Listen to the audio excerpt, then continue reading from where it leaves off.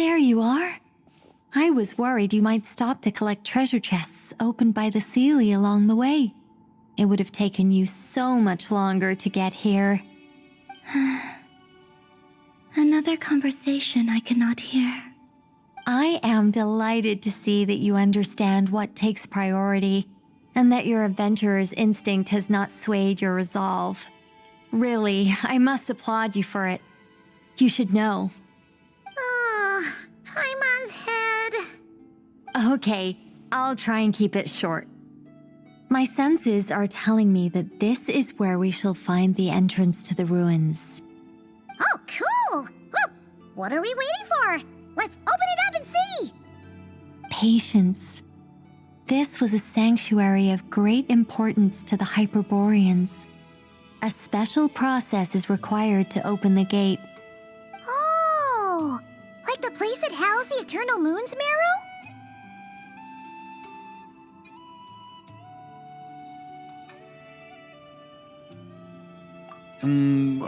Okay, so what's the plan? Need us to do anything? And just the short version, if you can. All right then. I was planning to start with some background on the invention of these techniques. Are you sure you don't want to hear it? It's quite informative. Remember what you were saying about priorities? Fine. Simply put, we need 3 human representatives to successfully undergo a process of Kuvaki resonance. Think of it as a test from the 3 moon goddesses to see if the entrants are qualified, with the most recognizable qualification being Kuvaki. Pretty sure Lauma would ace that test. Oh, wait. But we need 3 people. I also have no doubt that the Moon Chanter would be qualified, but we would need 2 other people with the same constitution. Therefore, the most feasible method is not so much to follow the rules, but to figure out how the test functions and find a workaround. I've done some research, and it turns out the mechanism is rather crude. We'll simply need humans to stand before it who have sufficient Kuvaki energy within them. I'm with you so far. How do we get the Kuvaki in them? The easiest way would be transfusion.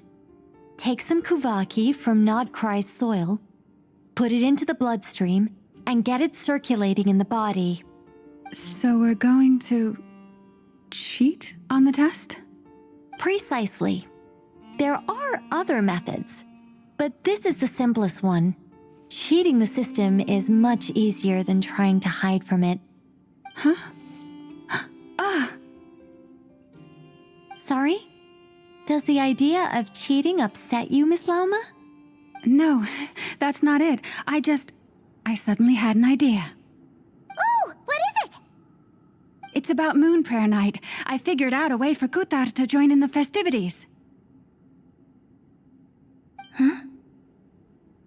But as Paimon said, we need to have our priorities straight. Let's get back to the test. I'll follow up with Nefer on the festival arrangements. Oh, okay. Anyway, is this really the best method we have? A Kuvaki transfusion sounds dangerous, no matter how you slice it. If you think that's dangerous, wait till you hear the other methods. I'd be more than happy to go through them if you'd like. There are several. No need, we're good. Let's go with this one. Very well. Kuvaki transfusion it is. Now, I should mention that the risks can be greater or lower depending on individual compatibility. It would be rash to simply infuse the Kuvaki and hope for the best. If the body rejects it, the reaction can be quite severe. The symptoms are similar to another condition that some people living here suffer from, known as congenital Kuvaki sensitivity. So, before we execute our plan, I will perform a simple test of my own to see who is compatible and who is not. Once that is done, we will have to complete the resonance process as rapidly as possible. The participants must remain stationary while the Kuvaki circulates and bonds with them, and they mustn't eat or drink anything. What? No eating or drinking? That's some hardcore fasting. They'll all be monks by the time they're through.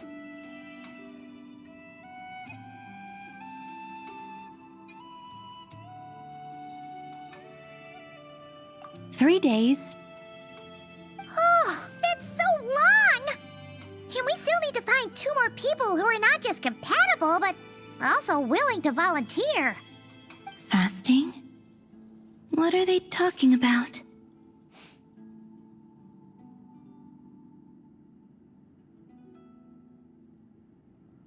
Really?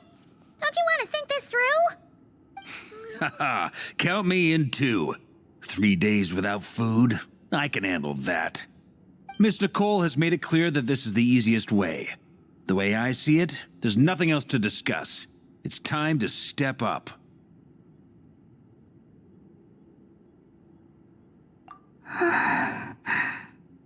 Yeah, you're right. In that case, Paimon volunteers to be Captain of Logistics. She'll keep the fires lit and grab some spare clothes to keep you comfortable.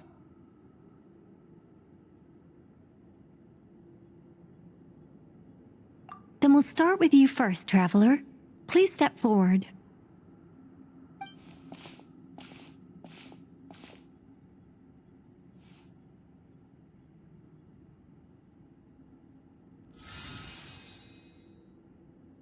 How's it going? Do you feel anything?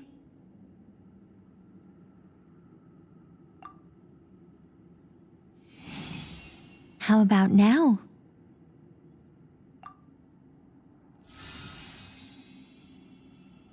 And now?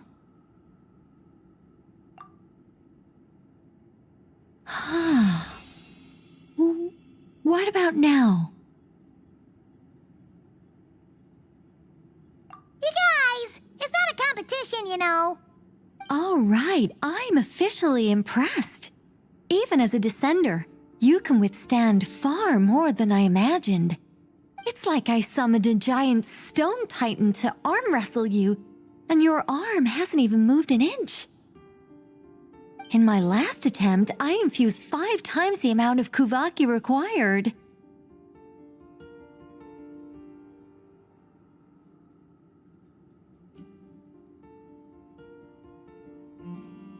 Yes, safe to say, compatibility won't be an issue for you. You're eligible to join. You're next, Mr. Varka. Sure, here goes nothing. All right, I'll start where we left off. 5 times the required Kuvaki dose. Whoa, whoa, whoa, hey, wait a minute. How's it going? Ooh, no, not great. I kind of want to puke. Feels like I've been drinking too much. A few bottles of wine and a big stein of Dark Horse. With some hard liquor from Liyue mixed in. You think this is funny? I just lost to a young lady in an arm wrestling contest. I'm never gonna live that down. My apologies. I'll lower the concentration and try again. Oh. How's it going now? I'm not as dizzy as last time, but I can still feel it pulsing around. In that case, you wouldn't be an ideal choice, Mr. Varka. Let's try someone else. Okay, let's go ask some of our other friends then.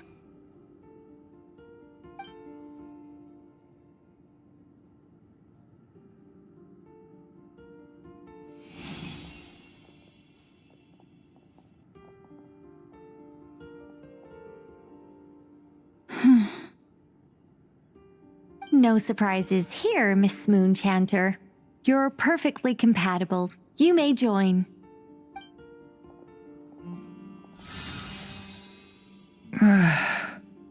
I'm getting a slight headache. Shame. You were so close. Whoa! I'm itching all over! Allergic reaction. We can't have that. Huh? Well, are you gonna start a what? The Hexenzirkel is an organization that cares for and protects children. We will not have them do dangerous things. Not even tests.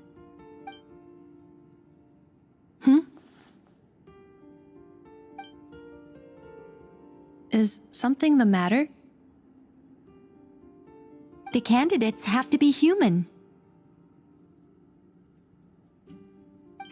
I guess that rules me out too. Huh. Everyone except the Moonchanter got beaten. Guess I don't need to feel so bad after all. I mean, looks like this isn't gonna be as easy as we thought. Perhaps I could ask for volunteers among the Frost Moon Scions. I'll see about talking to some trusted Lightkeeper colleagues. Itlua springs to mind. In fact, I think we had some former Frost Moon Scions join our ranks recently. Can you give me the scientific explanation for how the test works? I can probably make some kind of test bot. Then we can just zip through Nasha Town, going up to people and pressing a button to check their status. Wouldn't that be way easier? No. Wow! No elaboration for once. How about I contact the Knights of Favonia's garrison in the Wave Chaser plane? Shame that Lohan's already left. And that guy's even tougher than I am. Strange. The moon goddess is clearly revered by many people. So why is she on the brink of disappearing? She mentioned that the world has rejected her from the very beginning. And when we fought the Reikir of Salnari, it seemed like she exhausted her power for our sake. Also, Paimon's not sure revered is the right word for how people feel about her. Gratitude, certainly. For my part, anyway. It's basic reciprocity. She helped us, so she deserves our help in return. Yeah. Even though she looked like she didn't care, she still saved a ton of people, including me. A review of the relevant data leads me to conclude that Miss Columbina is a good person. Yep, you bet! They really think so? I'm super surprised that Columbina isn't her actual name, though. I think it really suits her. It's light and graceful and... yeah, just a really pretty name. I know, right? Unfortunately, that's not our decision to make. Columbina. That was the code name the Fatui gave me. But it also came up in the song I heard when I was born. But... is that really all there is to it? What do I truly think of my own name? Is there anyone left who will still call me by that name?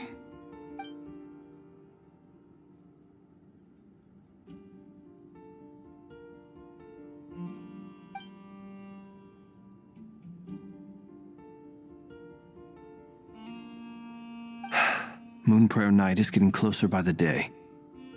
We're running out of time. We need to look for other candidates. Then allow me to try. Huh? What are you doing here?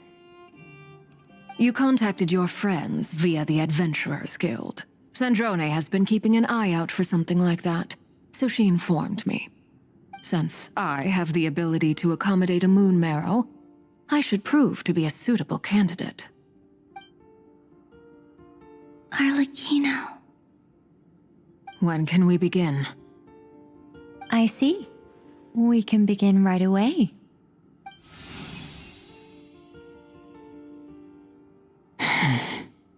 How was it? Did you feel any discomfort? Not at all. Then it seems we shan't need to look for additional candidates after all. Great! Cool. All right, like Paimon said, the rest of us can take turns making sure the three of them stay warm and comfy. Then, my job is to take care of the caretakers. I will ensure everyone receives food and accommodation. I'm ready as well.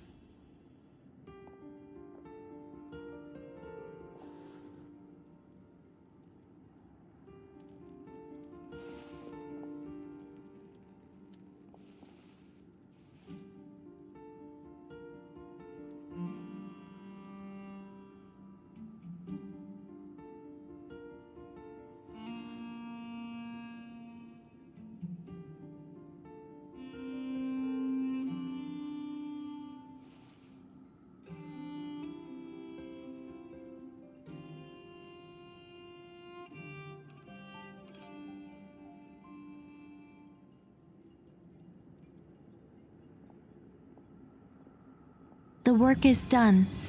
The sacred scroll shut. The stars grow dim, the people silent.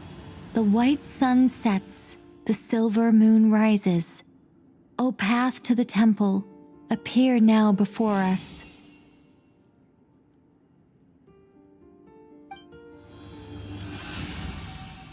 Wow! It really opened! So that's what all this is about. They've been trying to open this gate. Come, let us enter.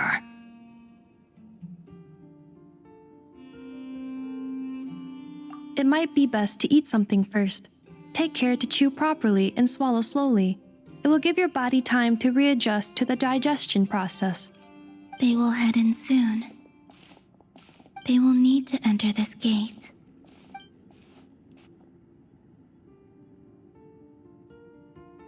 Huh? I cannot pass through. Is it because I have no physical body? It has been 3 days. My strength has all but completely faded. Can I really hold on until moon prayer night?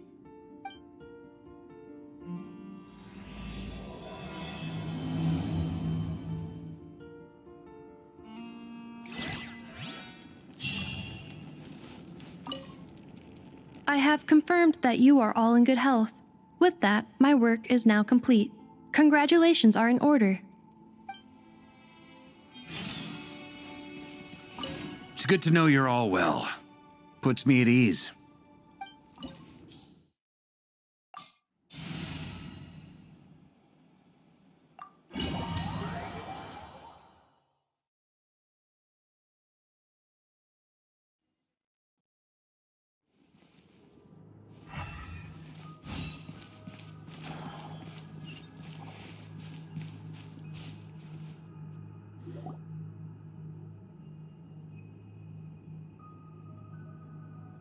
Are these people... Judging by their clothes, they appear to be phantom Hyperboreans from the distant past. That could mean they have some clues about the moon goddess's name, right?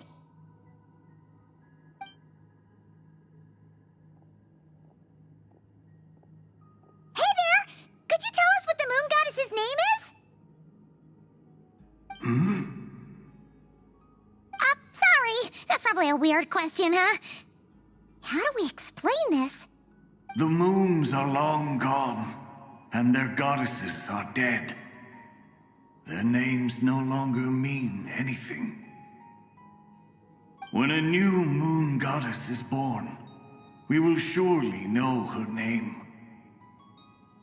We have used every last resource at our disposal.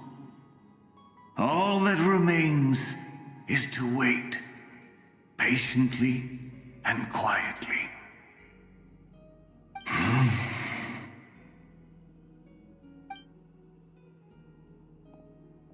Were the people of the past all this devout?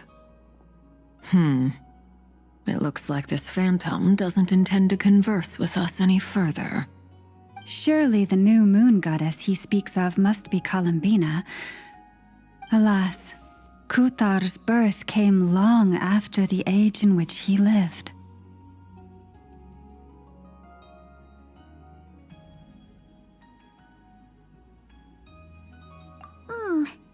But, maybe if we find a phantom from a more recent age, they might know Columbina's real name. True. Keep an eye out. We should be able to tell which era they're from by the clothes they wear.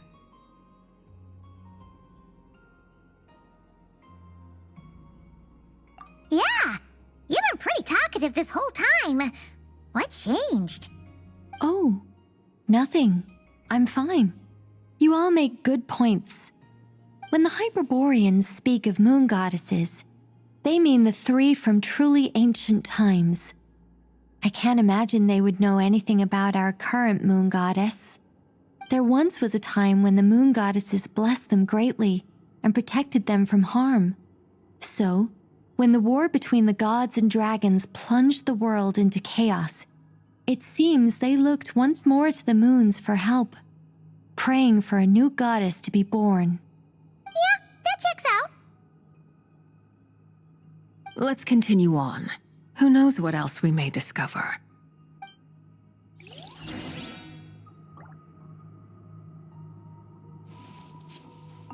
The moons have left for now, but they would not abandon us forever.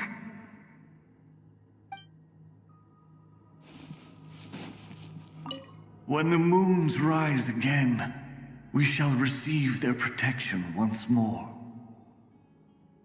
Even in the darkest hour, there is always a way out.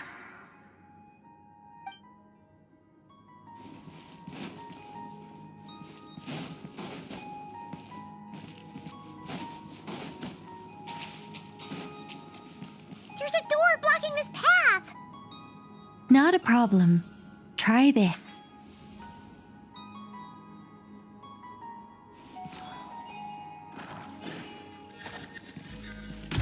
Whoa!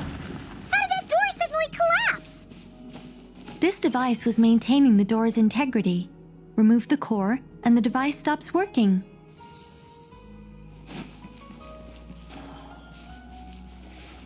Is this our destination? Impressive. More precisely, this is a device that will help us reach our destination. Let's go. We still have a long distance to cover.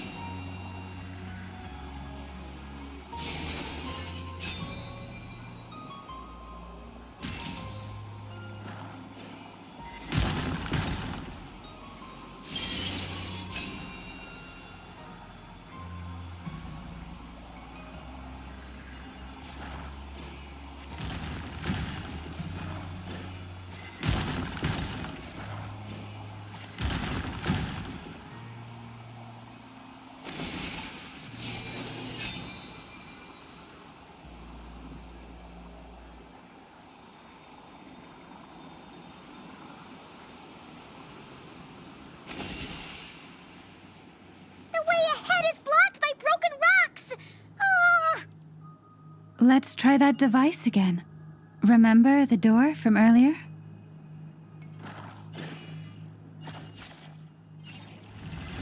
Ha! So it works in reverse, too!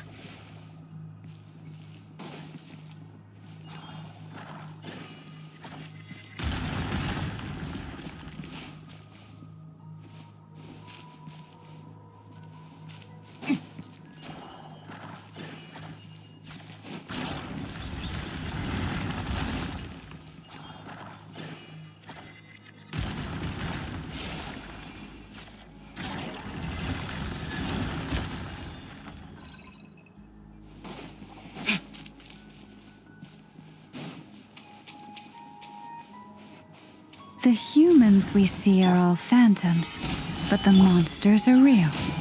What a fascinating place. There'll be plenty of time to admire it later.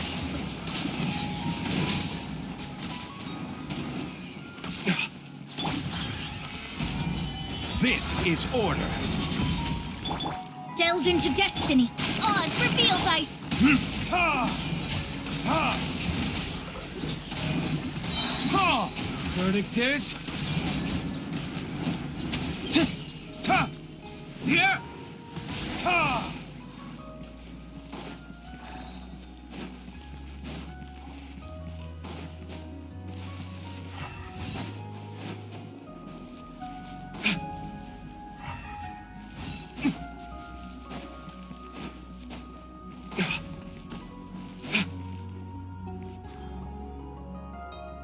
Ooh, there's a whole bunch of artwork in here.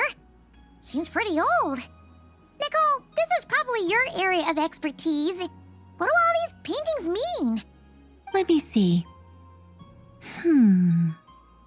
To understand these murals requires some knowledge of the history surrounding the War of Funerary Flame. I shared a little of this with Lauma before.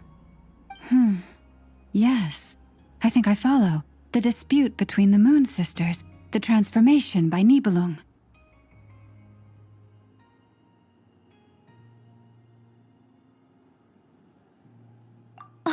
Oh, it's no trouble. I'd be delighted to share the tale again. Alright then. Tevat's 3 moons and their goddesses were brought into being by the will of Nibelung, the then ruler of Tevat. But when the heavenly principles came, they changed the world completely, down to its very foundations. The moon goddesses were nowhere near strong enough to challenge this entity. But the heavenly principles did not view them as heretical entities that had to be removed. Essentially, the 3 moons existed to keep this planet alive and operational, which did not directly conflict with the heavenly principles' aims. Nevertheless, the inherent precariousness of this arrangement would soon be revealed. Nibelung returned. Yes. He did, and thus began the War of Funerary Flame, a battle for dominance between Nibelung and the heavenly principles. Discord would soon emerge between the 3 moon sisters. One would voice the opinion that they should follow Nibelung, for it was he who first hung the moons in the sky. Another would argue that taking sides in the conflict would only bring the world closer to ruin. There was no telling where it would lead, especially since their creator had returned bearing the perilous power of the abyss. Nibelung would eventually discover their disloyalty. He had all 3 imprisoned before transforming the moons into weapons with which to fight against the heavenly principles. What? Weapons? Yes, the very moons that had once defended the planet became instruments of death and destruction, striking terror into the hearts of all living things. And although the heavenly principles and the 3 moon sisters had once been at peace, it now seemed that the moons posed an unacceptable threat to Tevat. It is possible that the heavenly principles did not know of the goddess's imprisonment. If so, the weaponization of the moons would surely have been viewed as an intentional breach of the peace agreement. Regardless of who knew what when, the heavenly principles shattered 2 moons and flung the other beyond the skies. Whether the goddesses managed to escape Nibelung's captivity after his fall, nobody knows. But this much is certain. From that day on, the moons no longer belonged to Tevat. The rejection slowly drained their power until eventually they passed away. So that's the full story. You say the moon ceased belonging to Tevat from then on. Why then would Columbina be born here? That is perhaps due to the lingering connection between the frost moon, which was not shattered, and this world. You could see it as the 3 sisters' dying wish. They never desired war. All they ever wished for was to protect this land. I see. If the final fate of the 3 goddesses is as you say, then Columbina faces the same grave danger. Our investigation has yet to bear fruit. We must hurry. Yeah, you're right. Let's keep going.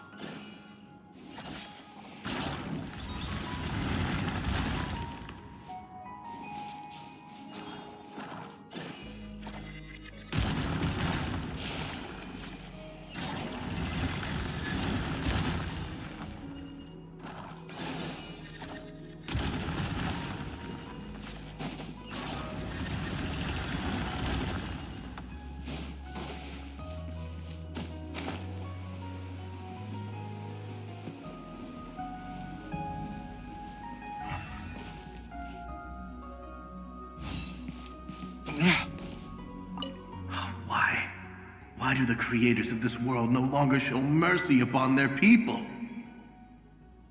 Remember his words. We must change our fate with our own hands.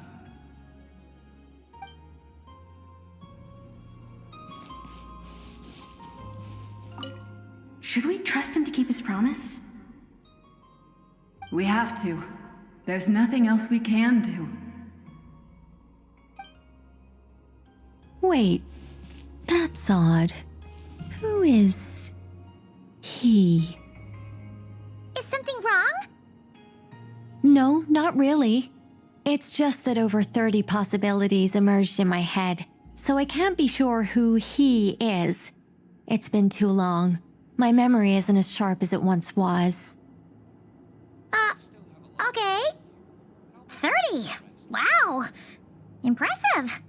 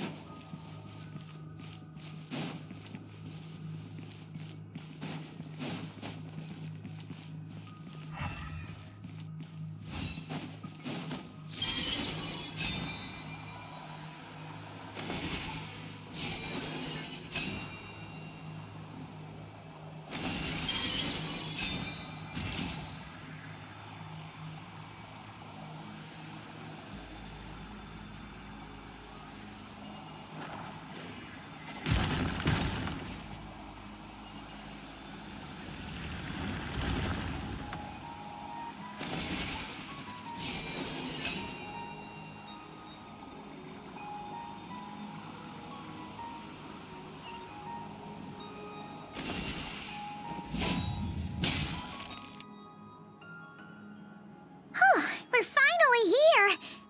Guessing we'll need to activate this thing? Indeed. I was a little worried about that at first, but as we got closer, I sensed that the Kuvaki within it flows unimpeded. It should be functioning normally. The only issue is how to activate it. It's looking a little worse for wear. What about the cores from some of the other devices we've seen? Can we repair it using those? In all likelihood, yes. I imagine that would have been the Hyperborean's backup plan. Let's look for some cores.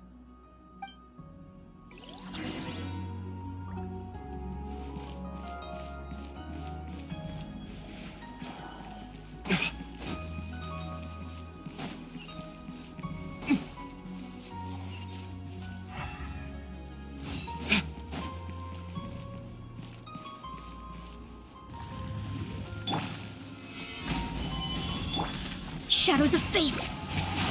Written in the stars!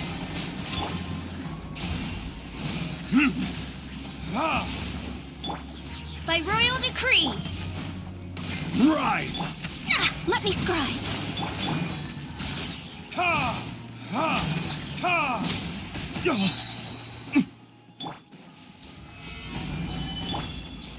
Midnight Phantasmagoria! Shadows of fate! Ha! Burn! Ha!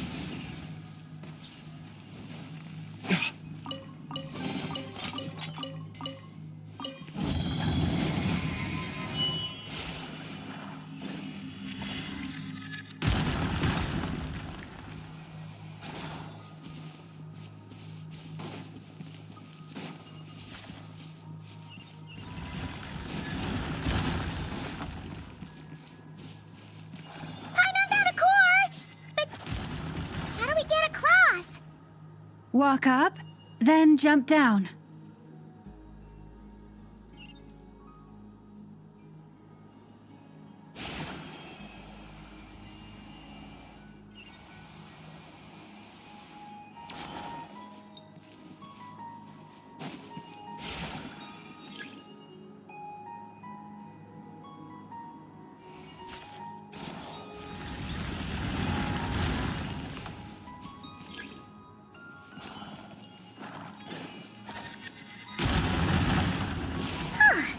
Enough cores. Let's head back.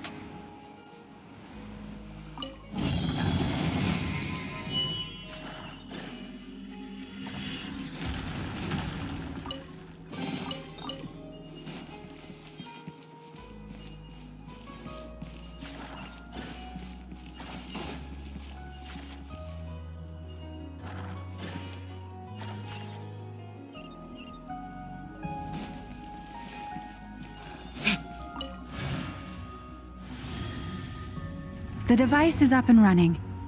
It's hard to believe that the ancients were capable of constructing such things. Paimon sees our destination! It's right up ahead! Yes, let's go.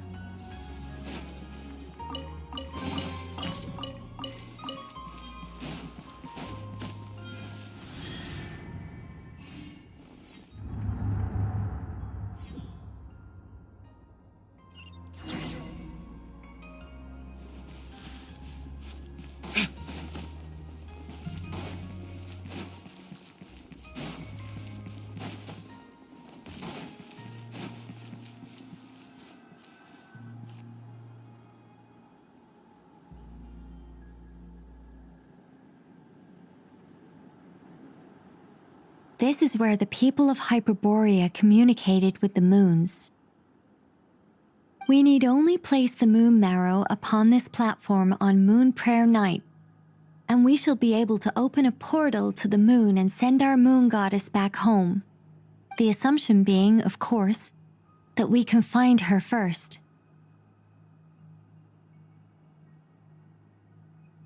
That's right. You want to know if it's safe there, don't you? And yet, she has no choice but to return. You know this. Oh, that's not the only issue here. This is the end of the line, right? We've explored everything we can. And despite looking at historical artwork and talking to people from Hyperborean times, we're still no closer to learning Columbina's name. If it's not too much trouble, could you tell me exactly what Alice said to you about finding her name? Oh, sure. What she said was... Then your first job is to find it. As a moon goddess, I'm sure she must have a name she identifies with. Neither Columbina nor Kutar is her true name, and she's never really accepted either of them. Is it not also possible that she has never had a true name? Not at any point in history? That would be a hard pill to swallow.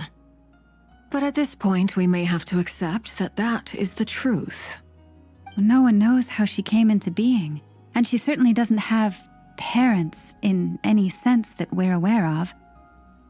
Perhaps she was never granted a name at all. But does that mean there's no way to get Columbina back? She's just gonna disappear and there's nothing we can do about it? Huh? Wait, why all this pessimism? Was it the way I phrased this question? You all seem to be taking this in completely the wrong way. Well, just because she's never had a real name in the past doesn't mean she can't have one now. What? Think about what Alice said again. She never once said that you'd have to find a new name, did she? Are you saying what I think you're saying? Yes. Names are anchors that connect us to the world. If she doesn't have one already, then all we have to do is create one, no? It's like... yes. Traveler, when you first arrived in Teyvat, do you think you would have turned around if someone behind you shouted, "Hey, Tumaini"?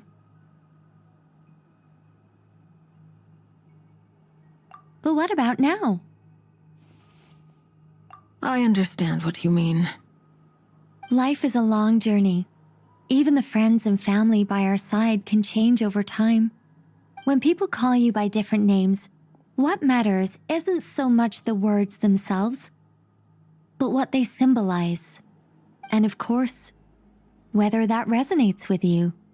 Ether. So, close your eyes and picture the moon goddess in your mind.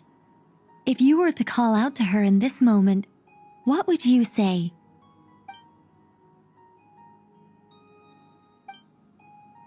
Columbina.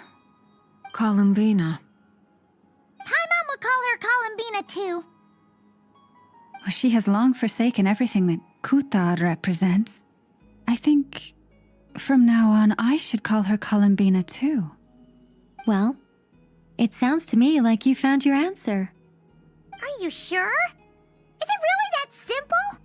We haven't found her this whole time, and not for lack of trying. For a journey like this, the process is every bit as important as the outcome. Had you not searched far and wide, rejecting every other answer you were offered? How could you have come to an answer you felt was finally correct? Oh, it all makes sense now. This has Alice's fingerprints all over it. Are you suggesting that Mage knew from the start that Columbina never had a real name to begin with? I can't say for sure. But I can definitely imagine her chuckling in satisfaction somewhere right now, saying, "Ah, what fun." Llama! Your antlers! You should hurry. The festive moon has begun to rise. Do not worry, for when you called the name Columbina just now, I could sense that the power within was enough to summon back the moon goddess. The power within what? The name? Yes, so, the thing is,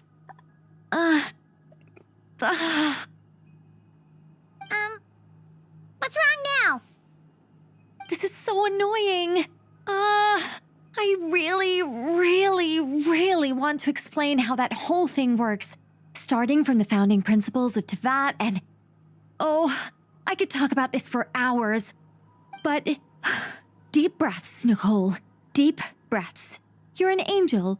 A sober, sensible, solemn angel who has her priorities straight. Okay then. Sorry for asking. Clearly a bad call on Paimon's part. Anyway, you all need to hurry. Last thing, remember how it felt when you called out that name. Then it is agreed. By the name Columbina, we shall find her. Then we'll throw her the best Moon Paranite party ever! And at last, we will send her home.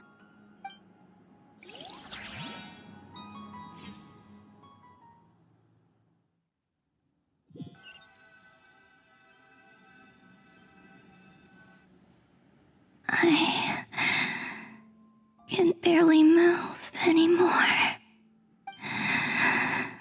My consciousness is fading away. Have they come back out? I'd love to see them one more time.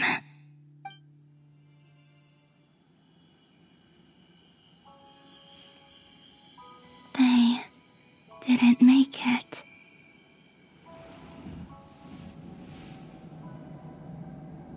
Could you tell me your name? My name is... Columbina!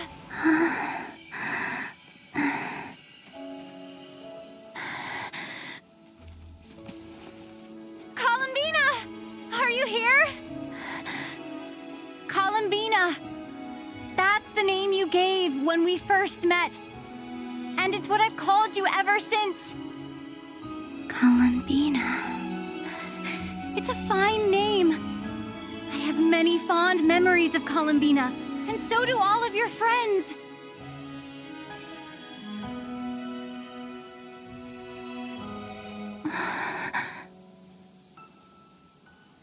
If you like this name,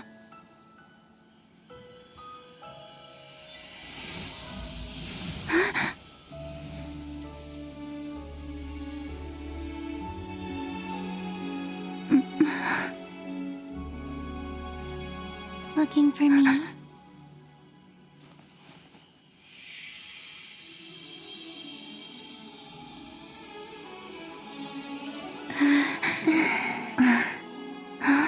I like it. You can carry on using it. My name is Columbina Hyposelenia.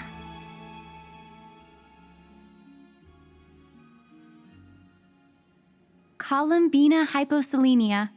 That's a wonderful name. I never thought that Columbina would become my real name. But after I met you and my other friends, the things that this name stood for slowly began to change. It went from being a Fatui code name to something my friends call me.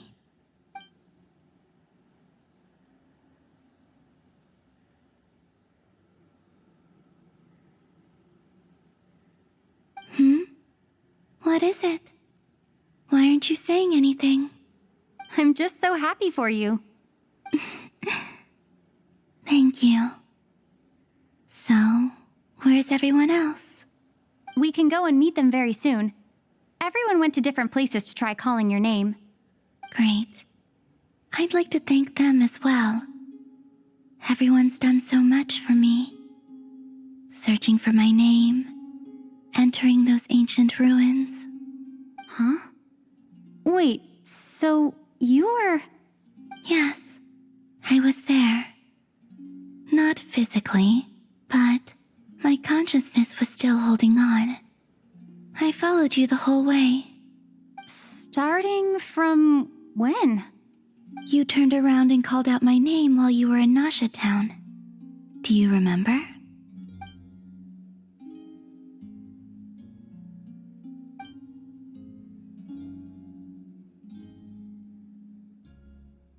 Let's go.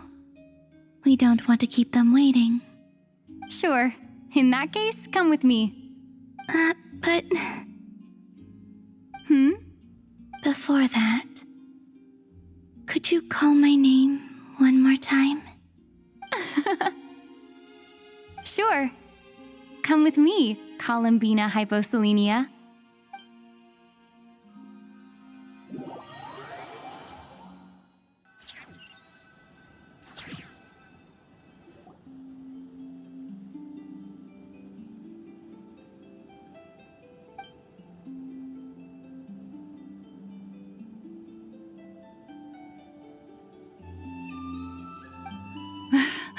Columbina! Oh, this truly is wonderful. Llama, I can't breathe.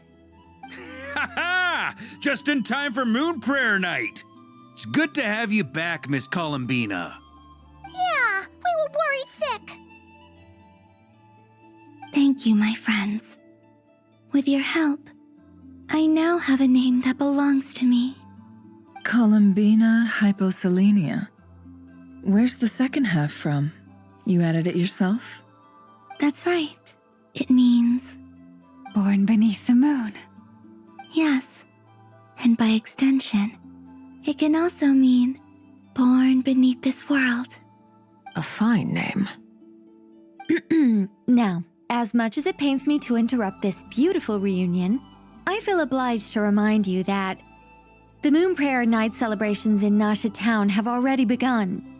Don't you want to enjoy the festivities? There's so much to see and do. And some of the ambient lighting and entertainments were sponsored by the kind souls in the Hexen Circle. Nicole? Why have you turned into Dodoko?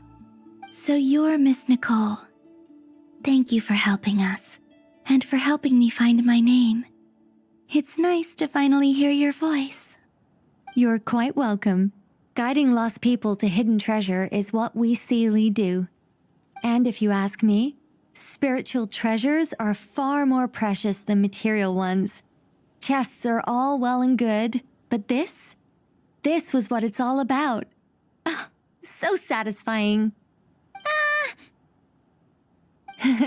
Anyway, I had to go help Alice. It seems like she ran into some trouble. That's why I couldn't be here in person. But don't worry, we're with you in spirit. We'll be celebrating right along with you. Keep an eye out for the Hexen Circle's festive stalls in Nasha Town. I think you'll like what we came up with. Alice said she even managed to rope B in this time. The Frost Moon Scions have also prepared various attractions.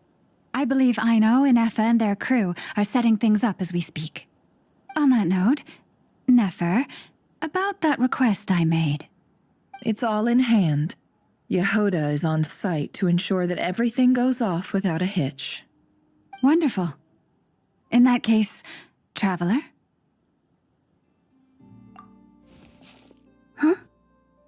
Come on, Columbina. It's time to celebrate the best moon prayer night ever.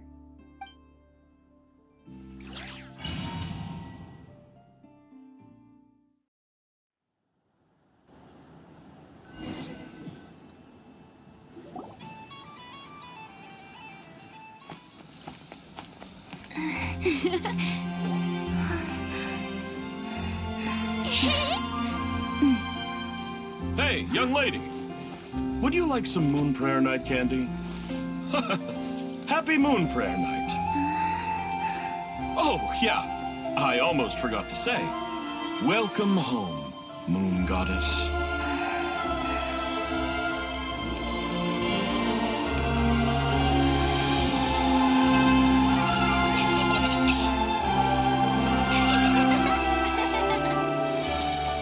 Welcome home, Moon Goddess. Welcome home, Moon Goddess. Welcome home, Moon Goddess.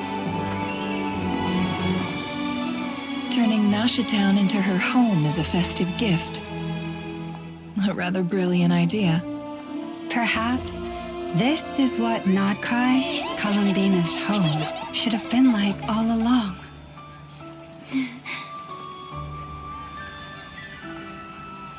Thank you for the gift.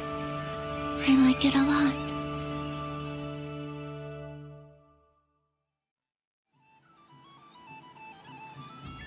This feels like the surprise of my life. I do. I never imagined I'd ever get to enjoy Moon Prayer Night with everyone so freely. If you're happy, we're happy. Quite a strategy you came up with. Hide the tree in the forest. It's not your usual style, Lauma. Is there something about Moon Prayer Night that enhances what's in your head as well as the antlers on top? Apparently so. It even inspired a perennial penny pincher to use their resources for a greater cause. It truly is a magical festival.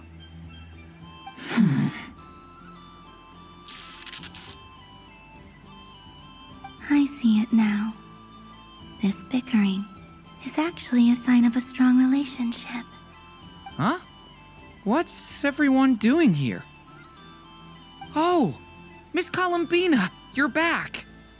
Yes, I'm fine now. Thanks for your concern. How's your progress with Alice's assignment?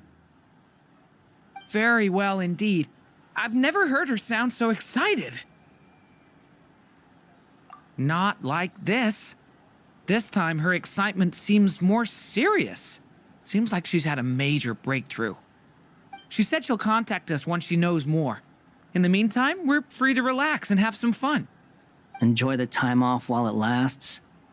I have a feeling that our next task won't be so simple.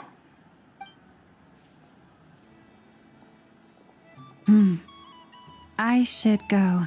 I still have a few things to attend to at the Frost Moon Scion stall. And I think I'll take a look around. With any luck, this once-in-a-year festival will come with once-in-a-year opportunities. Hold up a second. Where's Varka? I believe he made a beeline for the flagship the moment he entered Nashatown. Ah, that's Mondstadters for you. They know what they want when festivals roll around. Goodbye for now, Columbina. I hope you have a wonderful night. I will.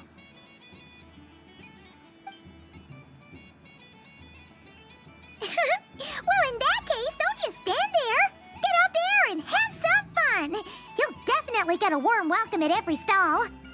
Oh, also, take this map with you. It's a guide to the festival.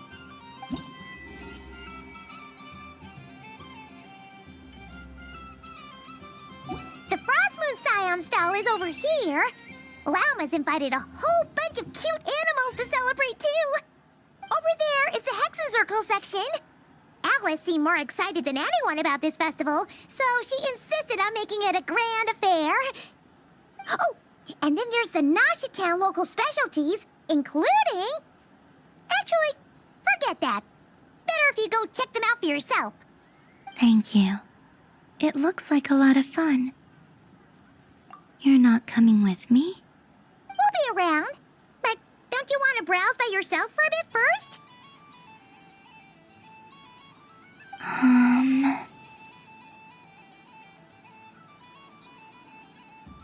Yep. If you find something you like and want to try it out together, just give us a shout. We'll be right with you. Otherwise, just relax and enjoy yourself. There's so much on offer, so try to experience as much as you can. And don't forget to stuff yourself with all the delicious festival food.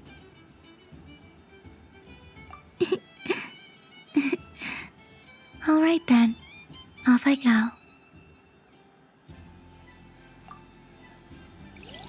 Where should I go first?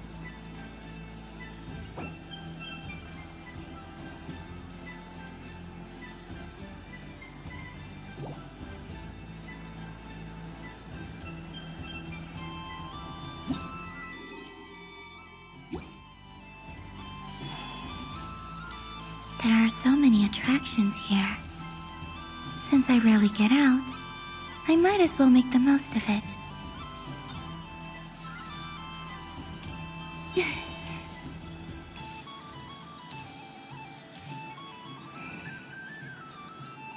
Moon Prayer Candy! Beautiful, tasty Moon Prayer Candy! Buy a whole box, share it with your friends and family! Candy? To share? I wonder what flavors everyone would like. Welcome home, Moon Goddess. Fancy a box of Moon Prayer Candy? Sure. I knew you would. Now, what flavor would you like? I'm not sure. What flavors do you have? Is this for yourself or as a gift? A gift for my friends. Ah, I see. In that case, I'd recommend apple, lockaberry, or midsummerberry. Those are the most popular. Do you have nocturnal blossom flavor? Huh. I've seen couples give those as gifts before, but I did not know they were edible. No? Okay then. Moonfall silver? You did say this was for friends, right?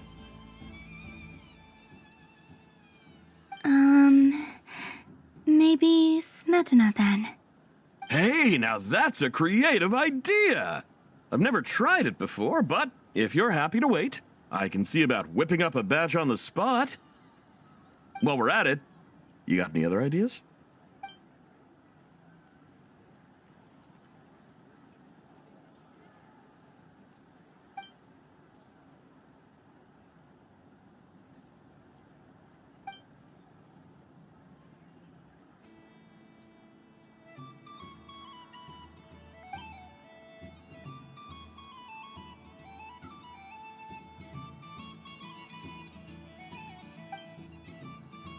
Here you go.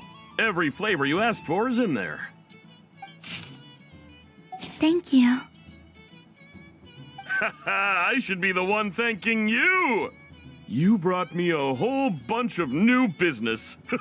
It's like a genuine blessing from the Moon Goddess. I hope you and your friends have a lovely night.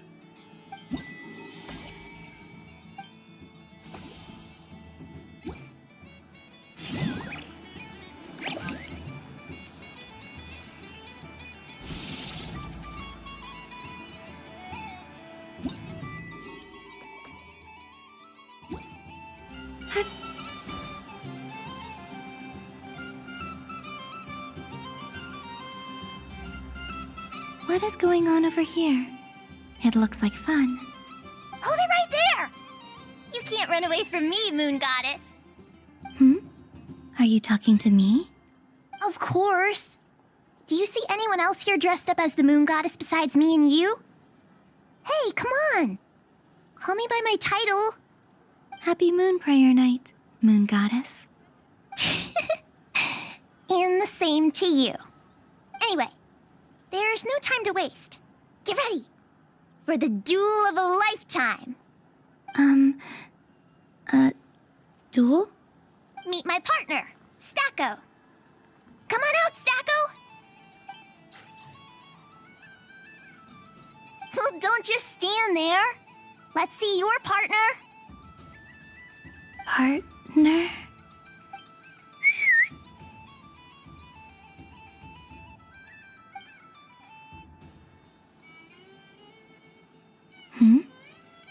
So I need to select a partner and command them in battle. Partner. I need a partner.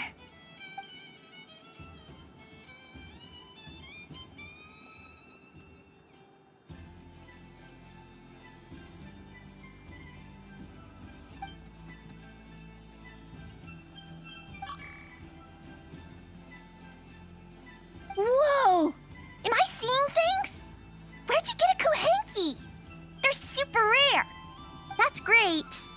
But you can only bring one partner to battle against me and Stacko. No ganging up allowed.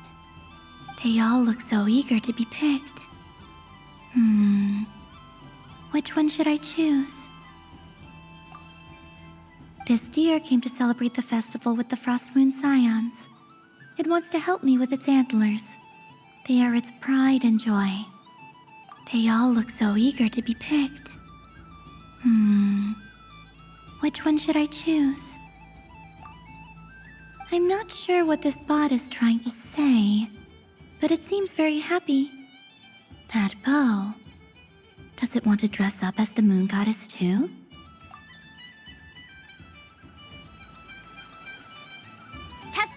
Testing! Oh, this is an emergency broadcast! An exciting battle is about to take place right here at the Nashatown Special Arena! In this corner, we have the Moon Goddess and her robot partner. And in the other, we have the Moon Goddess and her other robot partner. This announcer stuff is harder than I thought. Why does everything I say sound so dumb? If I could cringe any harder, I'd fold in on myself. Only one Moon Goddess can be victorious in this ultimate battle of destiny! But who will it be? There's only one way to find out! Now, without further ado, let the Battle of the Moons begin! I don't care who we're up against. Stacko and I ain't gonna lose. Let's strike first. Stacko, formation shift.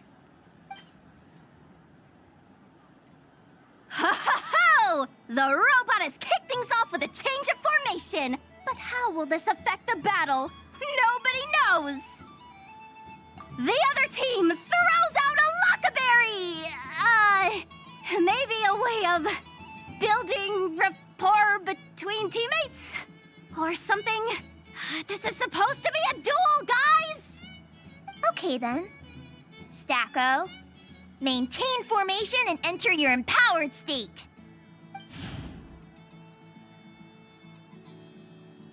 Empowered state!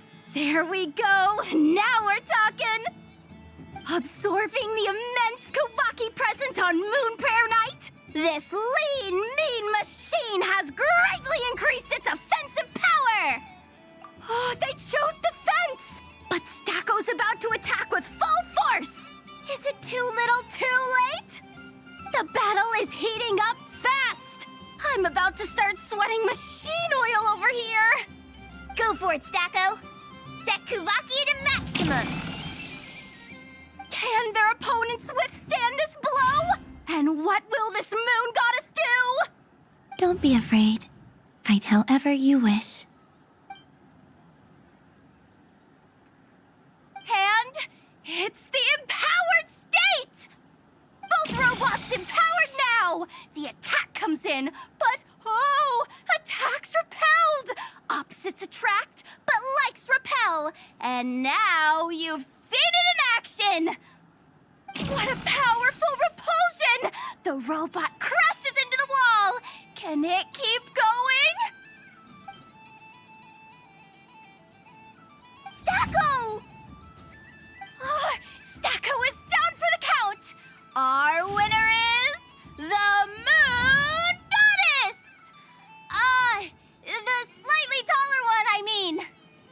did your best, Stacko. I'll take you to Ainos for a checkup right away, don't you worry.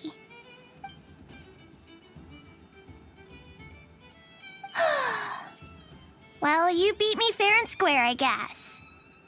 Honestly, I underestimated you. Won't make that mistake again. I think my partner deserves most of the credit. Just you wait. When I'm a little bit older, I'm gonna come back a whole lot stronger. Be ready for a rematch. I'm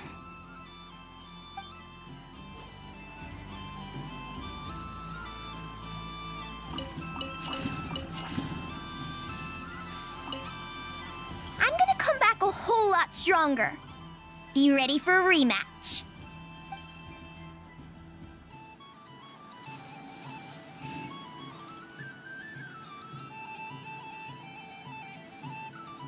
Well, well, look who it is. I heard someone went and disappeared on us the moment we let her out of our sight. They looked all over for you. Frankly, I didn't think you'd be back for Moon Prayer Night. Were you worried about me, Sandrone? You would like that, wouldn't you? Do you even hear what you're saying? It seems to me like you disguised yourself with festive headgear, just so that you could come see me on Moon Prayer Night and make sure I'm okay. You didn't even bring Polonia with you. You? I thought you couldn't see. I cannot. But I sense the confusion of those around us rippling through the Kuvaki currents. Based on what I know about you, let me guess what you're wearing. Is it cat ears? Hey, shut up! I'm only here to protect the Fatui's interest in this territory. Running into you was pure bad luck. Really? But you were the one who asked Arlecchino to help everyone find my name. Columbina! Ugh! Just one more word, and I'll unscrew your vocal cords. It's Columbina hyposelenia now. Tell someone who cares. I've missed you, Sandrone. The whole time I was gone, I was thinking. I hope I get a chance to say some ugly words to you. Is that supposed to be a joke? Anyway, let's go play that game. What? You mean that frostfin whale? Yes. It's some kind of game where you get bitten if you step on the wrong tooth. Seems like fun. Who in their right mind would wanna... Because you're not a scaredy cat. Fine! You wanna play? Let's play. Don't complain when I kick your sorry butt. Lovely. You old geezer! I'm gonna beat the pants off you! Just you watch! I almost forgot. Sandrone? What is it now? You'd better not lose, or I'm going to beat your head in. What? Allow me to demonstrate since I'm feeling so nice. You just step on the teeth, like this.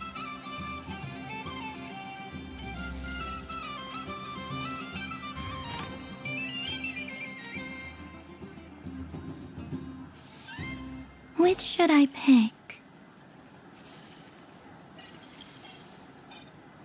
Your turn, Sandrone.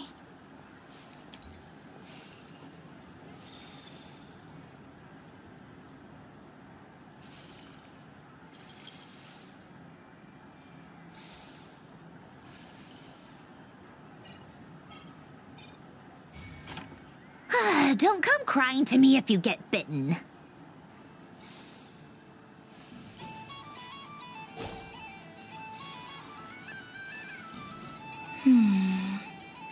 I'm getting a bad feeling from this one. Sensing Kuvaki doesn't count as cheating, right? I want to switch. There are less and less teeth remaining.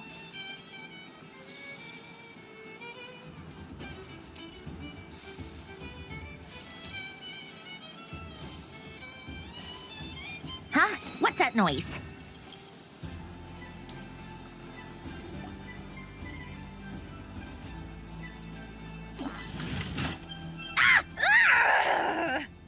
I think you might have picked a bad tooth, Sandrone. Shut it! Do you need any help? It seems like you're stuck. No! It's just a blasted toy! How is its grip this strong? Stop laughing! All right. Well, you lost. So just like I promised. Hey! What are you doing? Are you seriously? Hiya. Why, you... Oh, just you wait! Rematch! Are you all right, Sandrone? That was quite a strong bite. Are your clockwork parts? Quit your fussing! I don't need it! All right. I'll go first this time.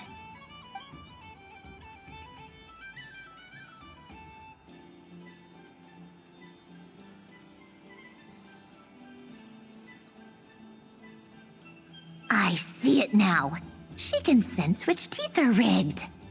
So I just need to avoid the same ones that she does.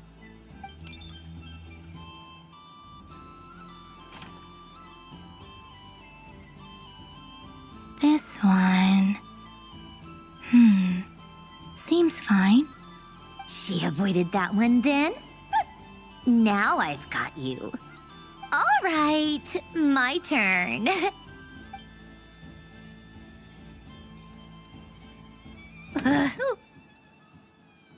What? Looks like you lost again, Sandrone. Wait! There's more than one bad tooth! Bonk.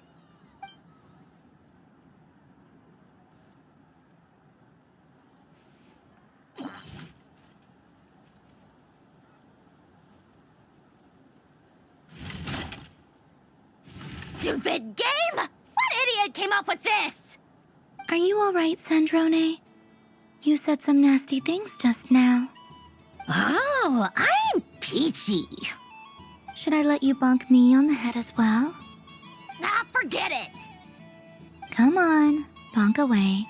It can be your consolation prize for losing so badly. I told you, forget it! Gah, you've always been so annoying. Singing right outside my door, inviting yourself to my tea parties, going AWOL. And now you're off to the moon or something. Of all my days with the Fatui, the times I spent with you, Arlecchino, and Rosaline, they were my favorite. I will not forget them. Just as I shall not forget this moment. We'll always be friends, no matter where we are, right? Who would want to be your...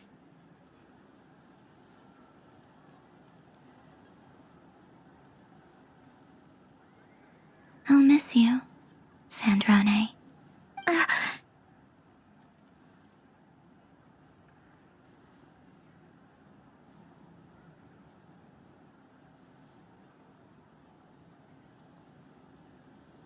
Goodbye, Sandrone.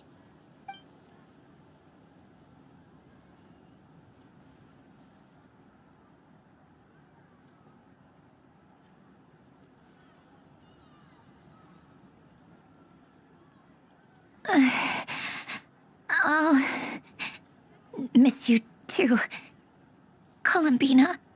Sorry, what was that? Ah! Ah! Yeesh! No need to freak out. What's wrong? We've been looking everywhere for you. What do you want? Oh, nice ears. What do you want? This. Huh? It's your turn to draw something. You're one of her friends too, aren't you? doesn't know how lucky she is.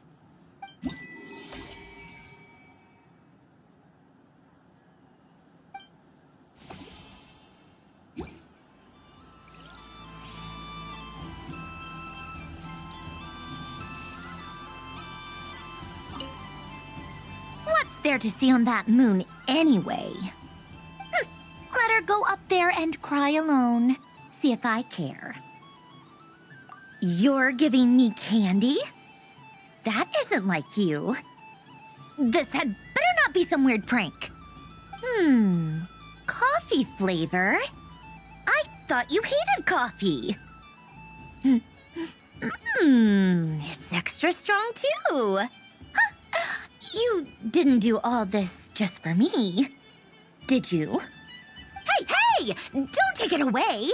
I never said I didn't want it. I mean, you can't unmake the candy now.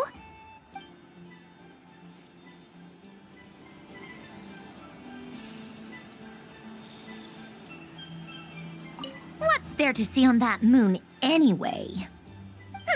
Let her go up there and cry alone. See if I care.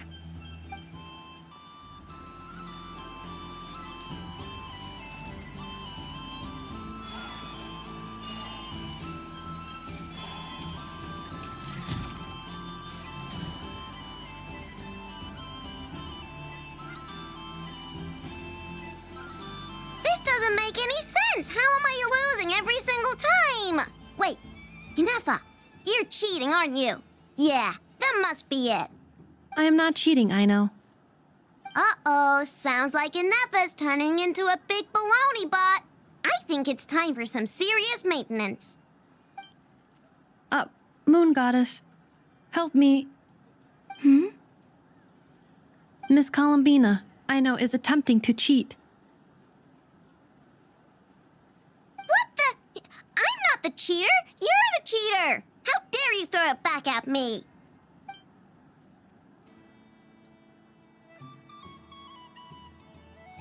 All right, fine. Let's all laugh at I know. Just you wait till I get home, because I'm going to make a game bot that can win 100% of the time. Let's see you laugh when I come back and beat your butts. You'll all have your heads covered in stickers when I'm through with you.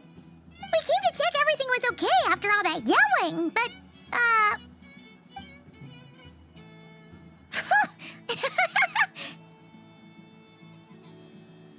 Whatever it is, it sounds like cheating is allowed.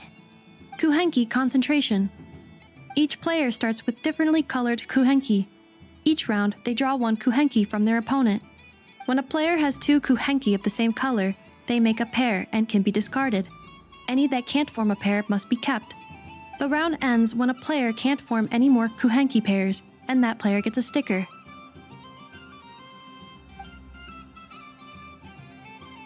Ooh! Can 4 people play as well? That is fine, so long as the turn order is fixed beforehand. Alrighty then. In that case, the 2 of us will join as one team.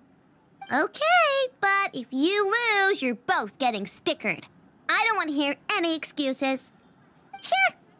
And if we win? If you win, only one of you gets to sticker someone else.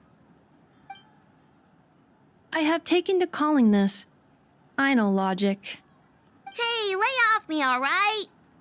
Okay, so we're starting the game from scratch again, which means all my stickers so far don't count. Looks like Luonatar is the Kuhenki of honor for this game.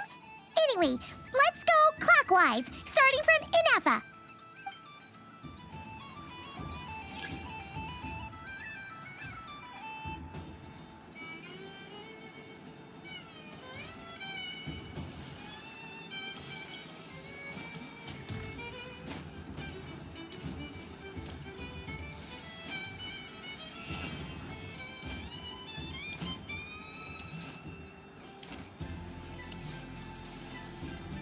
Nice! That's a pair!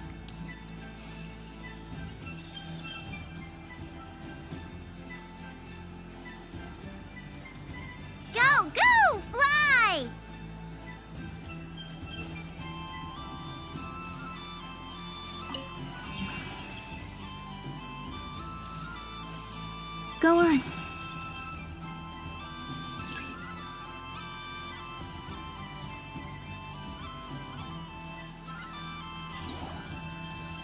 I have a pair.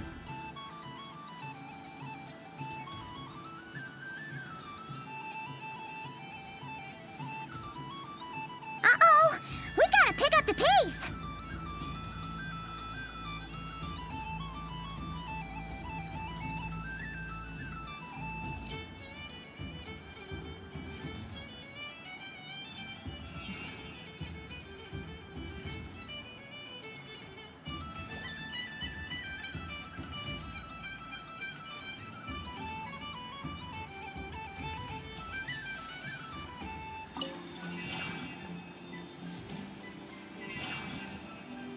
I win.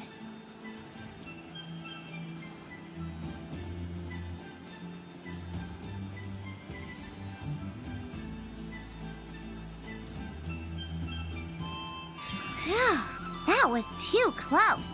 I thought I was gonna lose. Good luck, everyone.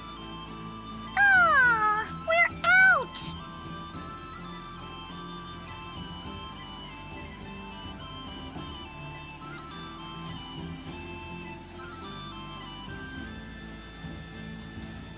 Let me pick a good one. What's it gonna be? You're looking very pleased with yourself there. What happened to being a huge Grumposaurus? I won. Duh.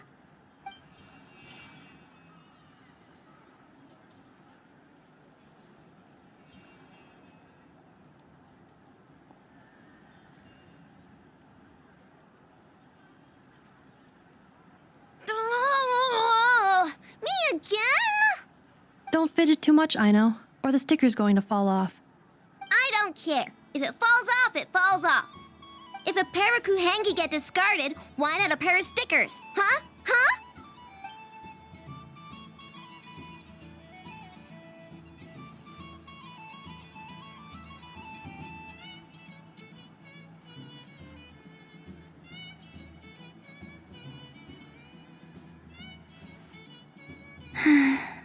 I've lost.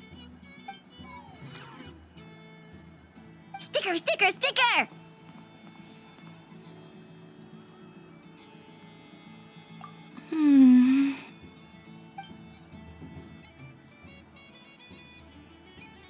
Cute! You think so? Shame. I can't see it for myself.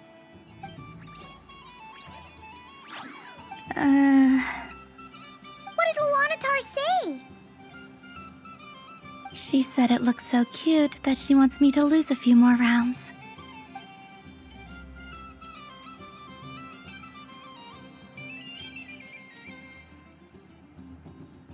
Who put these stickers on Paimon's eyebrows?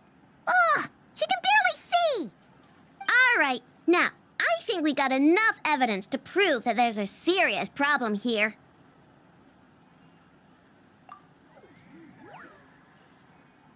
Yes, I agree as well. The culprit is... Inefa! Culprit? What did I do? Quit acting dumb, Inefa! You're not wriggling your way out of this one. I've been watching you. Not only did you remember whose side Luanatar started at, but every time someone drew a Kuhenki, you were logging it and calculating every last possibility. Which Kuhenki pairs were gone, who had what color Kuhenki in their hand, even our facial expressions. You were keeping track of it the entire time. Exactly! What Ino said! Putting aside the fact that running calculations is not against the game rules, do you have any evidence to support your allegations? But that's not against the rules either. So she admits it. She certainly does. Alright, everyone grab a sticker. It's time to get Inefa back. But... Take that!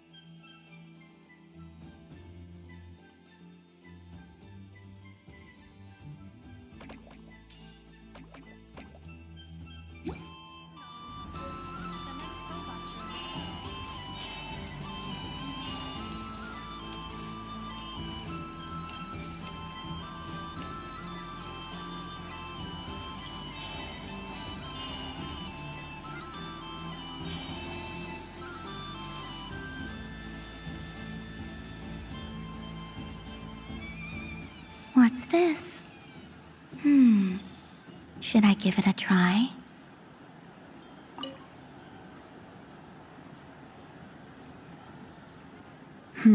I don't have enough data.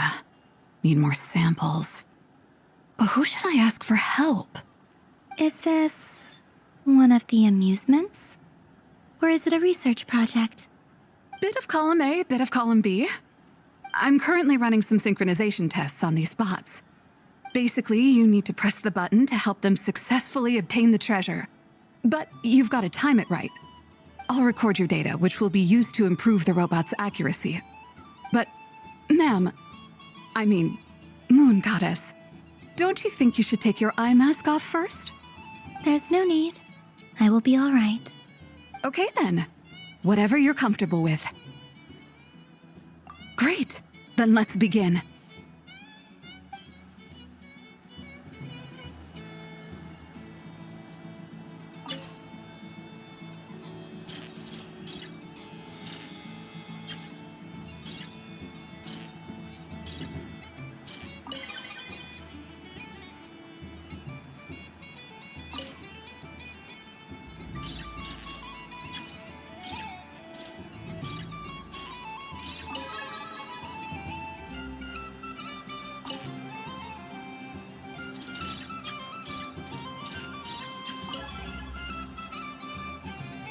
Nice.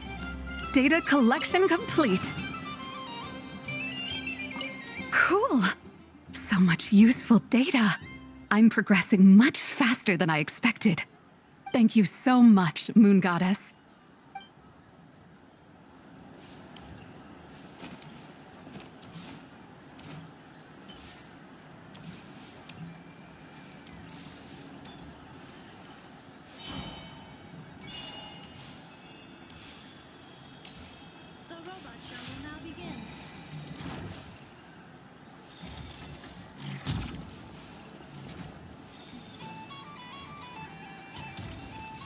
Welcome to the stage.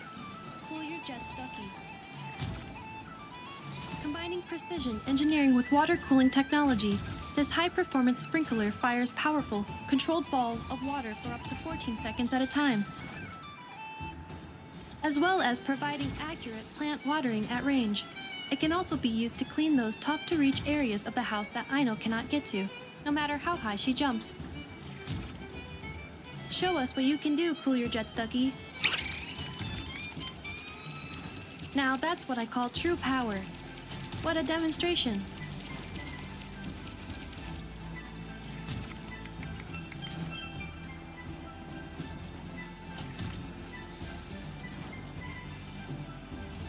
Dealing with stage waterlogging. Task complete.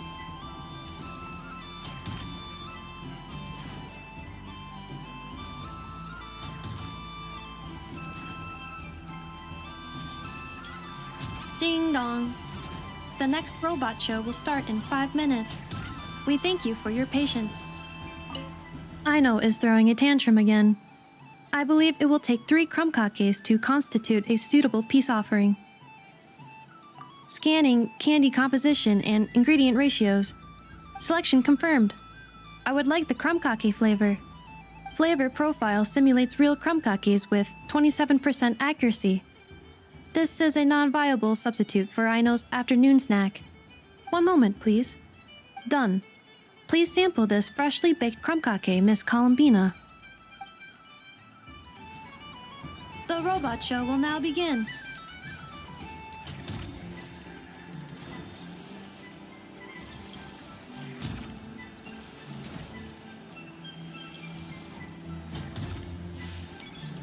Next up, we have Knuckle Duckle. This armed domestic robot utilizes multi-sensor fusion technology to provide 24-hour security and environmental parameter monitoring.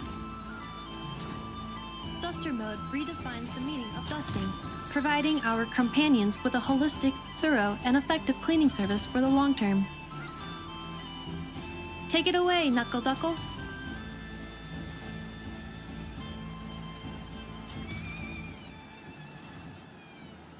Now that's what I call true power.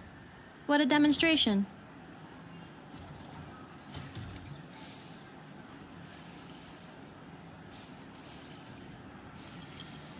stage of Kubaki stamping die. Task complete.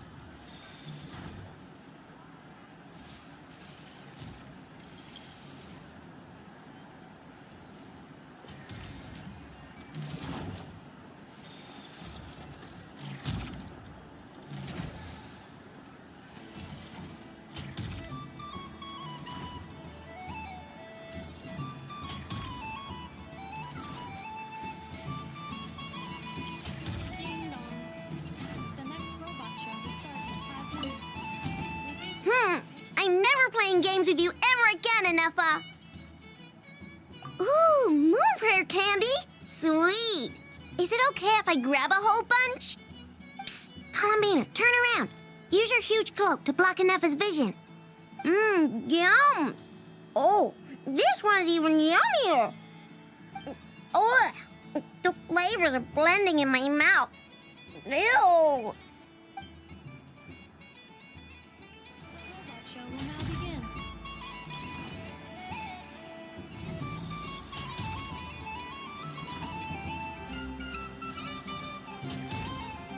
Now, let's see what Crumb Clink 70% Sweet can do for you. This dessert-making robot fully automates the baking process with smart recipe analysis and precision temperature control. Don't miss out on Crumb Clink's taste testing function. Unique to the market, it is a hallmark of Aino's forward-thinking design philosophy, which places mechanical empathy at the core. Crumb Clink 70% Sweet, the stage is yours.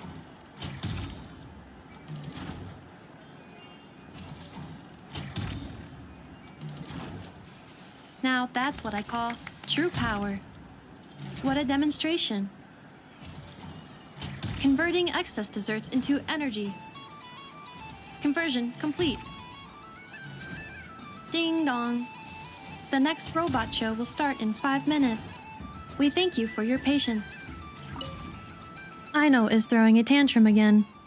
I believe it will take 3 crumb kakes to constitute a suitable peace offering.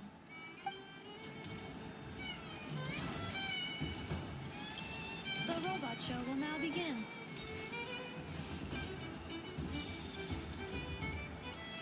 Now showcasing Zip Zap Spybot number 1. This stealth robot boasts silent propulsion and low center of gravity stabilization technology, enabling rapid infiltration into high-risk environments. For obstacle removal on a large scale, it represents an upgrade from more traditional cleaning units. However, it is not recommended for bedroom use as the spinning circular saw may cause damage to furniture. Over to you, Zip Zap Spybot number 1. Now that's what I call true power. What a demonstration! Activating Kuvaki acceleration field. Activation complete. Ding dong. The next robot show will start in 5 minutes. We thank you for I'm never playing.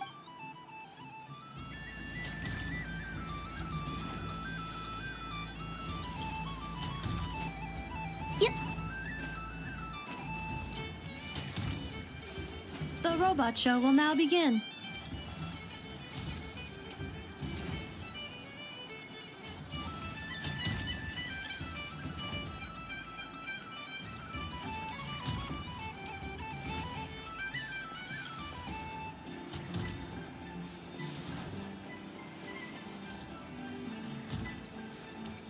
The next showcase is everyone's favorite prospector bot, Charred Lombro. I'm not a prospector bot. I'm the Trash King. This is a special sorting bot that can sift through useless trash and pick out valuable treasure. Its manufacturing history remains a mystery, but Aino and I are both delighted that it has joined the Craft Shop family. I'm not. Now, how about a demo, Charred? How about some trash to sort? There's none here. Note how it can simulate temper tantrums and respond to information in real time. Take me back to the workshop. I want to work. Now, that's what I call true power. What a demonstration. Now, syncing navigation route with Little Charred. Sync complete.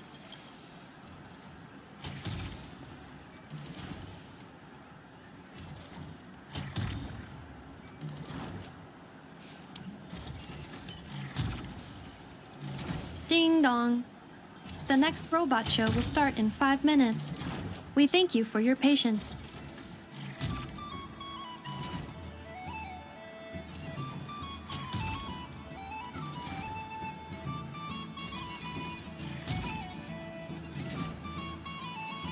The robot show will now begin.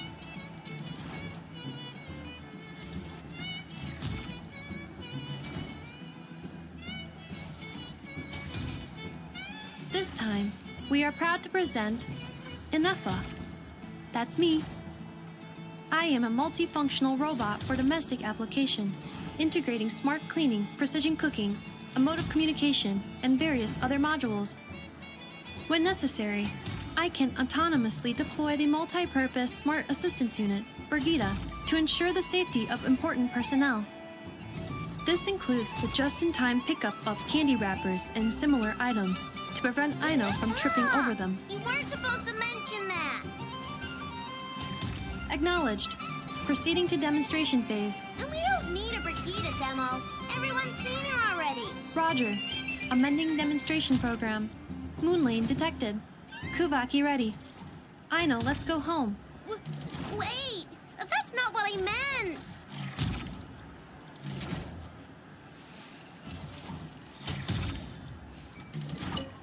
Aw, I really thought you were gonna send me home. When did you learn to scare people, huh? Bad. Bad enough. Do you see this, Aino? It's a crunkake! You made it yourself, didn't you? Wait, how do you know I was hungry? Correction. You are not hungry. You merely desire food. However, consuming extraneous snacks is acceptable during a festival. Come, celebrate Moon Prayer Night, Aino. Yay! You're the best, Inefa. Festivals are awesome.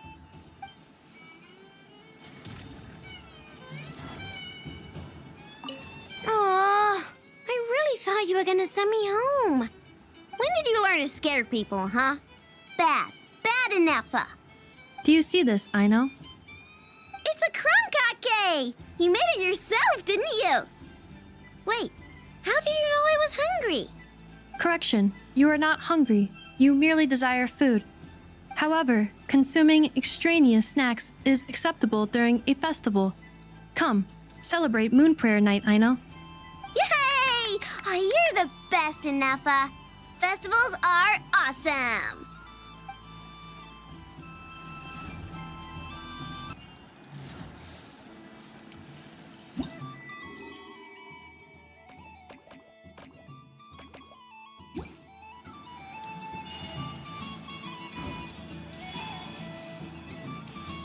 So this is the Frost Moon Scions area. It feels very familiar. But everyone looks much happier than usual.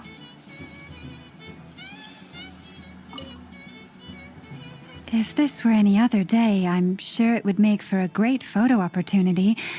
But Moon Prayer Night has rendered my antlers uncomfortably large.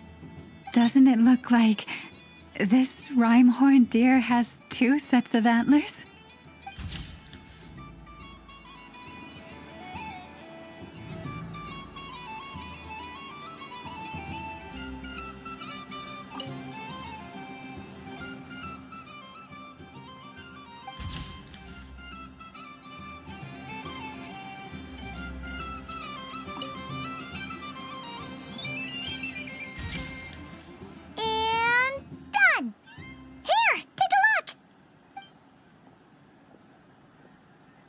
I think it looks quite funny. Well, Paimon thinks it's super cute. It looks like a silly chic badger and a rhyme-horned deer that's about to fall asleep. Maybe I'll stand on the chic badger's side instead. It looks like we've attracted the attention of quite a few animals. Let's make room for them.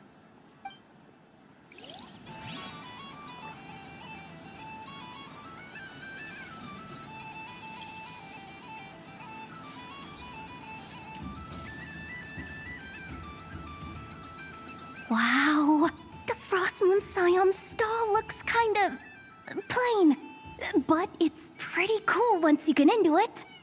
I don't go to Hisi Island much, but it's got that, like, old world cultural feel. And if culture means we get more festivals, I'm all for it! Hello, Yehoda. Columbine... hello, Moon Goddess. That was too close. I almost gave the game away in front of the staff. Oh, wait. What's the deal with her shoes? They don't make a sound when she walks. I could do with a pair of those. Do you like balloons too? Balloons? Oh, you mean those? What's so fun about balloons? I'm not a kid anymore. They're probably more up Aino's alley. Yes. The animals seem very curious about these strange flying objects. I was drawn here by their voices. I recently learned a fun new game you can play with balloons, so I decided to come and give it a try.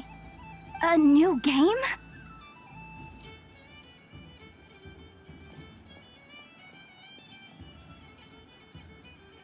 Hello. Welcome home, Moon Goddess. Here to buy some balloons? Yes. Could you give me a few that haven't been inflated yet? Are you sure? I guess it's not a problem, but... Yes, please. Thank you. Uninflated balloons? But those are just little rubber pouches. What does she want with those? Would you like to play the balloon game, Yehoda? Huh? Sure. I guess. How do you play it? Wait here a moment.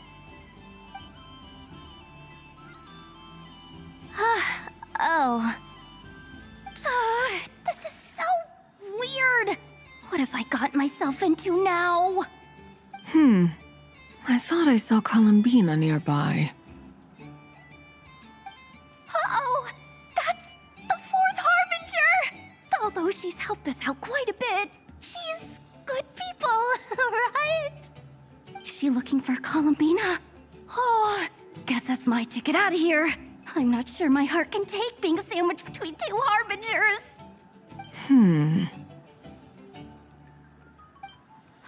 Which stall is she checking out?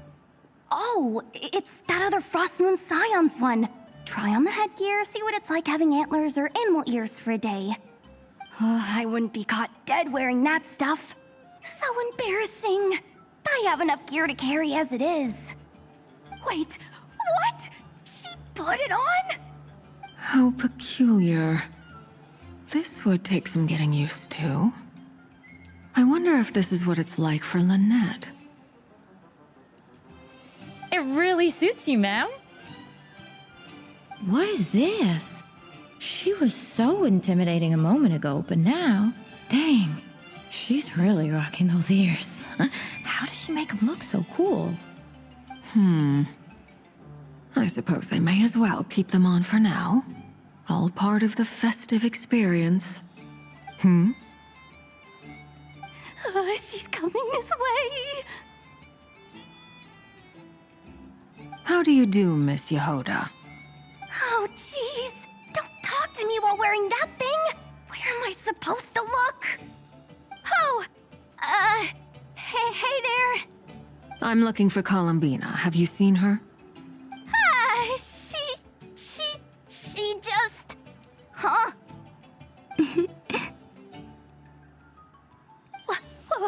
Wait, is that what she meant by balloon game?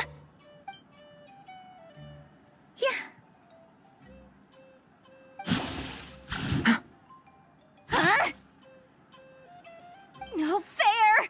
How come I get caught in the crossfire? An ambush from the rear? Is this a declaration of war, Columbina? Would you like to play too, Arlecchino? Seriously? Are they gonna start some beef right here, right now? Gladly. That said, I believe there is another who would like to join. Boss Neff! Thank goodness! You've gotta get me out of here! Things are kicking off big time! Hello there. like 10...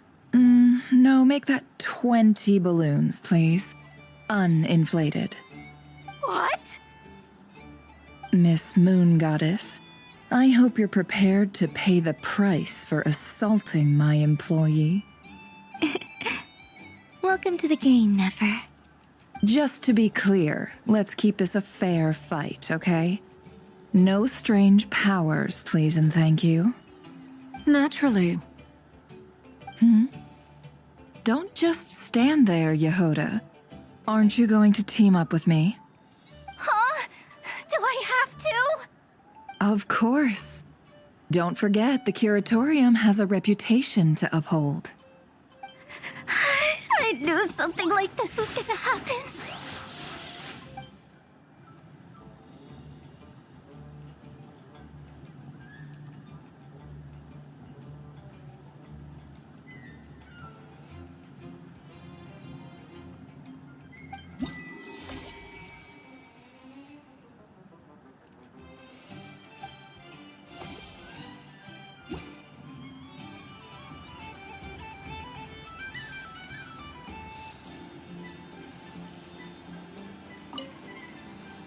I've seen Linny and the other children play this game before. It would seem that it's not a bad way to relax, once in a while. Candy? Would you mind if I took a handful extra? I'm sure the children will enjoy them. I must say, Columbina, you really have changed. You never used to show this much consideration for other people, even when prompted. I'm sure Sandrone would agree when I say, I like the present version of you better.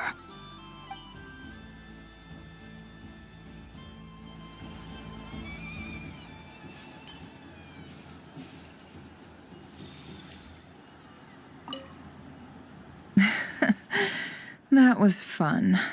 It's a shame Ashru doesn't like playing with water, or I'd have roped him in as well. Oh, a gift? You shouldn't have, Miss Columbina. Very nice indeed. Candy is one of many luxuries that the desert folk could never afford. How I yearned for candy when I could not have it. Yet, now that it is readily available to me, I never seem to crave it. May your moon prayer night be one free from regrets.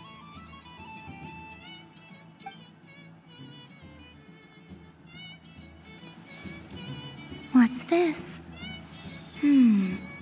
Should I give it a try?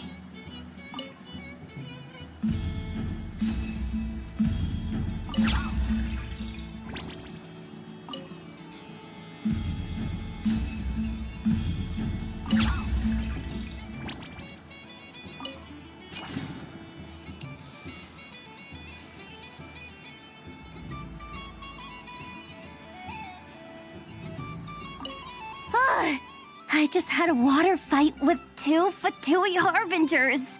Pretty scary, but also surprisingly fun.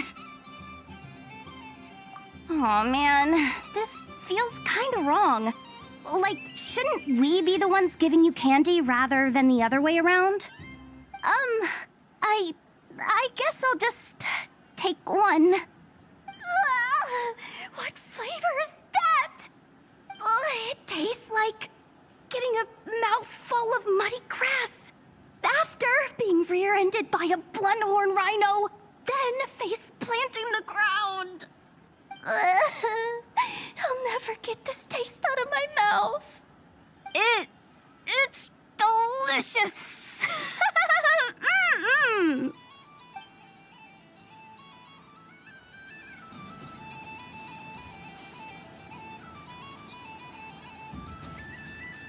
I wish for a never-ending supply of laka berries. What a humble wish. Probably written by a child.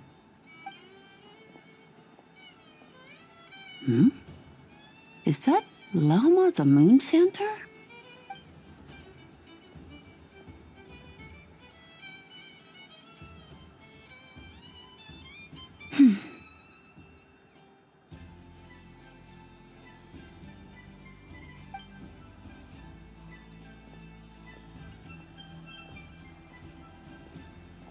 I wish that the long plume ibises would stop biting me. Oh dear, poor Lauma. All right, I'll write that one down for you. I got it. While everyone else is celebrating Moon Prayer Night, you're as busy as ever. I don't mind. It's rewarding work. A good kind of busy. My antlers are at their heaviest tonight, and the Kuvaki waves are especially strong. But as I help these dear friends hang their wishes up, I feel a great peace within myself that is hard to describe.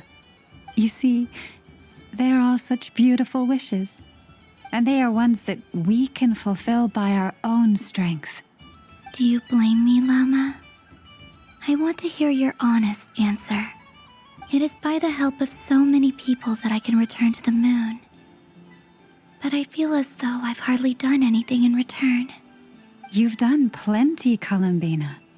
I say this in earnest, both as someone who knows your history and also as a friend who has seen what you've been through. What about as a moon chanter? I feel proud to honor our moon goddess's wish, and I'm sure any moon chanter in history would have felt the same way. Thank you for your kind words, Llama. But... Since you asked for my honesty, I won't lie to you. My feelings are mixed right now. Besides pride, I also feel... I suppose it's a reluctance to let go. Once you return to the moon, we will be far apart and separated by a false sky. I'm sure those of us left behind will gaze up at that sky, yearning for the moon once in a while, just as you used to do. I will miss you, Llama. I will miss you all. I hope to stay in touch. I will try and find some way to send messages down from the moon. Perhaps you could use Kuvaki. I've heard Yehoda say that signals can be sent using long and short waves, or strong and weak lights. That sounds a little complicated. What if we forget what the signals mean? We could prepare a codebook beforehand, but... You're right. It wouldn't really suit you. Still, whatever happens, I believe that you will find your own unique way of communicating with us. And now that I think about that, my heart feels lighter. Because you trust in me? Yes. I have faith in you, and in the power of truth. In my experience, the truth tends to be difficult. But that's what makes it stand out from what is false. So I'm confident that your thoughts and your love will shine through the curtain of lies. We will know it when we see it. Thank you. Now, could you help me hang up my wish? Is this? I wish that all who dwell in this moonlit world can find a place to belong. And I wish that I shall one day see my friends again. It's 2 wishes. I hope that's not too greedy of me. Not at all. And I think you speak for us all with the second one.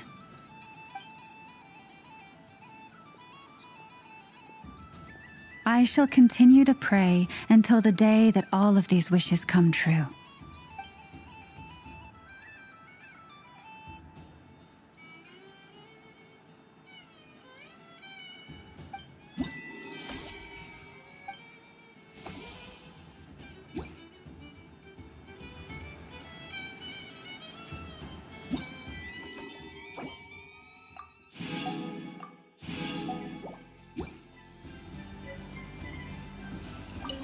Yes. May everyone's wishes come true.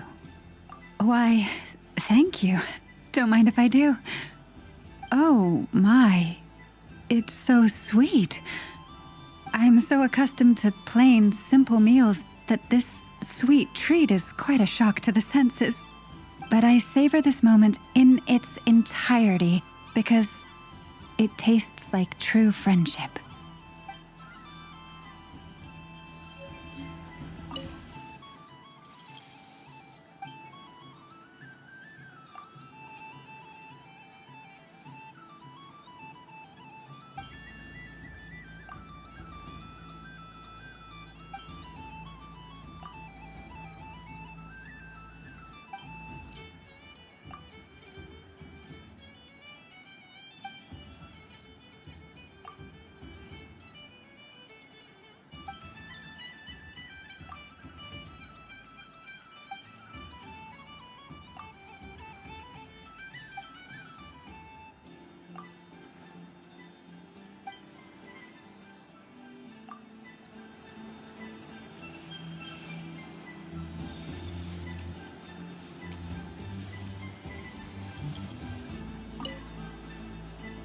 Miss Liliki! A kitten's been following you all this time. Oh, so it has. Hello there, little kitty. May the moon light your path. Did Lady Llama send you? Or was there something you needed?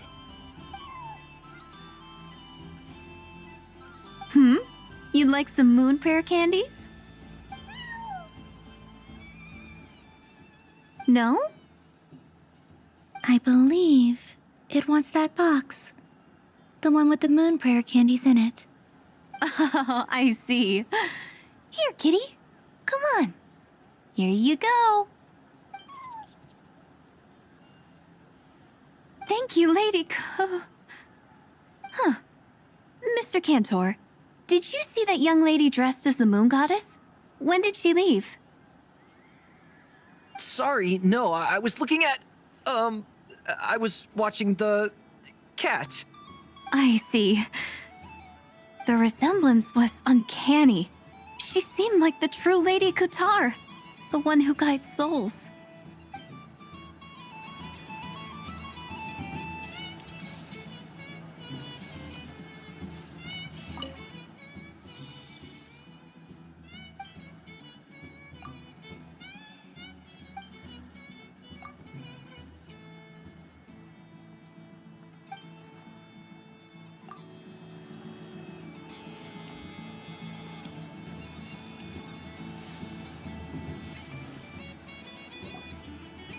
Days.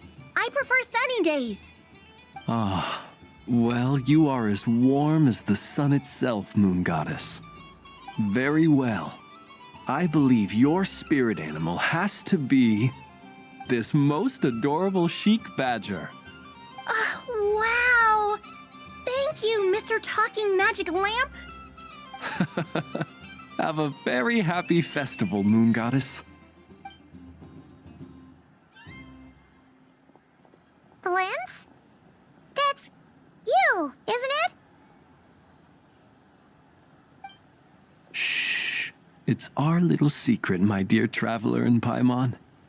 Okay, sure, but why are you here selling sugar sculptures? Everyone celebrates in their own way. After gazing into the abyss and spending time around gravestones all year, what better way to relax than to see sunny smiles on the faces of the living? Besides that, I like to think of myself as a fair judge of character. I dare say matching personalities to confection suits me rather well. That's not what Paimon was talking about. Aren't you afraid that your true identity might be exposed? Should I be?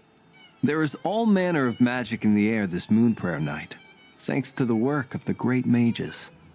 I see Miss Columbina is hiding in plain sight. Why should I not do the same? Why miss this rare opportunity to enjoy a special evening in my true form? Fair enough. You got a point there. People who don't know you will probably think you're just a talking lantern. Well, now that we see eye to eye, what brings you here? Not a search for your spirit animal, I presume? Well, actually... Here, see for yourself. Oh, this is... How wonderful. A beautiful idea. Yeah! We just met Varka, and he said that having everyone draw their own section was kind of boring. So, he did your bit for you.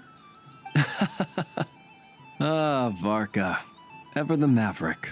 I see his artistic skills are truly one of a kind. In that case, I shall paint something on Mr. Albedo's behalf in a short while. What? Why not now? Ahem. Welcome home, Moon Goddess. Phew, that was close. Hello, Flins. She recognized you right away! What keen eyes you have, Miss Columbina. Especially considering they are shut. I did not see you. Rather, I sensed you. I can sense the fluctuations in Kuvaki all around me. One would expect no less of the Moon Goddess. Might I interest you in some candy? Yes, please. Excellent. I shall make some for you right away. Something the matter, Miss Columbina? What about my spirit animal? All the other children carrying sugar sculptures are talking about it. Wait, is she taking the test seriously? Ah, my apologies. How could I neglect that? You are quite right, Miss Columbina. Every one of us has a magical creature living in their heart. Would you permit me to help you find yours? Yes, please.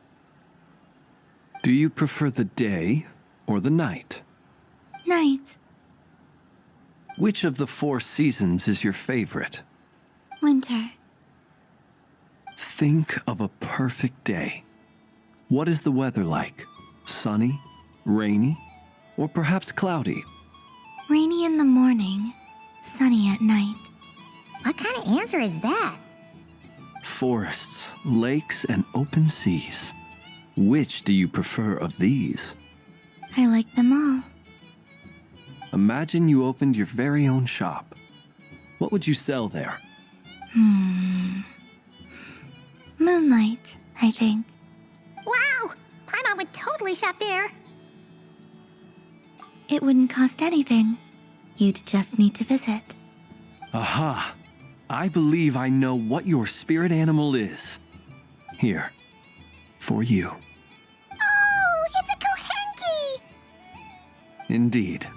A free-spirited being with a deep love for all things here in Nodcry, who selflessly lends her aid to as many people as she can reach. It is the perfect fit for you, Miss Columbina. Thank you.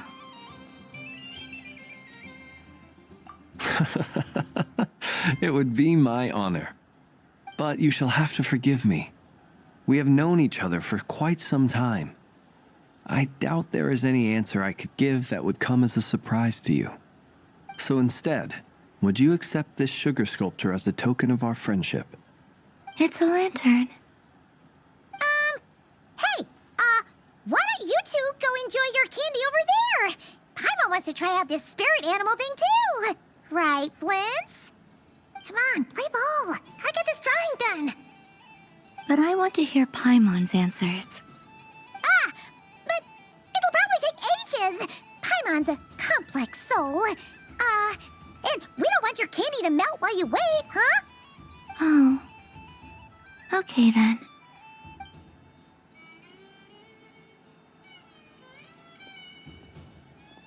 Phew.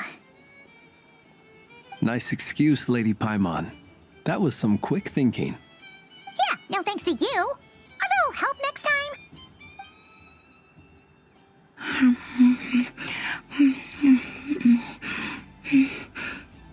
It's sweet. Is that Lockaberry? I wonder what flavor the traveler got. This way, this way! It's the candy-selling lantern! I'm coming! Of course. Traveler, maybe we can share? Yes. I found out recently that people share their food sometimes, so I'd like to try it. Or is that a no? Thank you.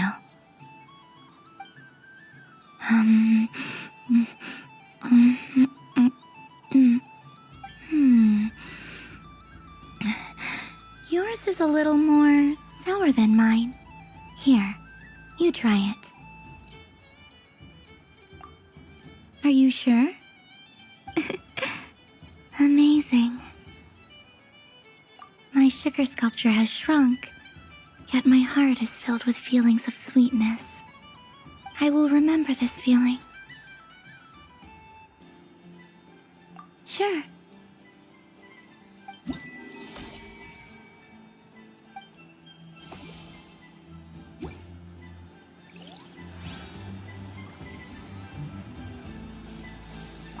Something about festive lighting always has a way of putting the warmest smiles on people's faces. This is most thoughtful of you, Miss Columbina. Kindness exudes from your heart like benevolent moonlight. Forgive me, but I shall have to enjoy this gift a little later. I hope that the flavor I chose is not the only one of its kind. If others were denied the chance to sample such kindness as you have shown to me, it would be a great pity indeed.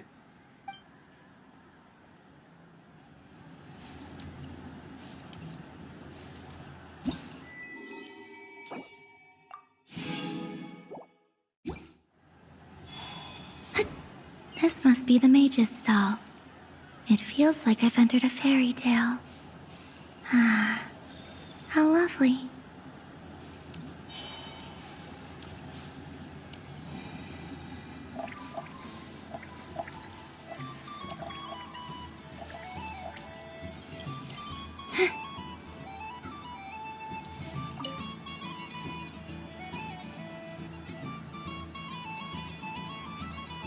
I wouldn't say it's unfair, exactly. I mean, your voice goes right into people's heads. How would you explain that to the kids? You can't just explain it away as magic. Is something the matter? Ah, Miss Columbina! No, nothing you need to worry yourself about. Ah, impeccable timing. Stick around for a second, Miss Columbina. I need your input on something. This self-proclaimed Knight of Justice has yet to give me a satisfactory answer. I, for one, would like to hear your verdict on the matter. Hey, now, I left the flagship just to help you out, Miss Nicole. What's going on? So Alice and I are both using long-range remote control spells that work on similar principles, allowing us to attend this festive fair in Dodeco form. Sorry, let me backtrack a little. While similar, there are some key differences.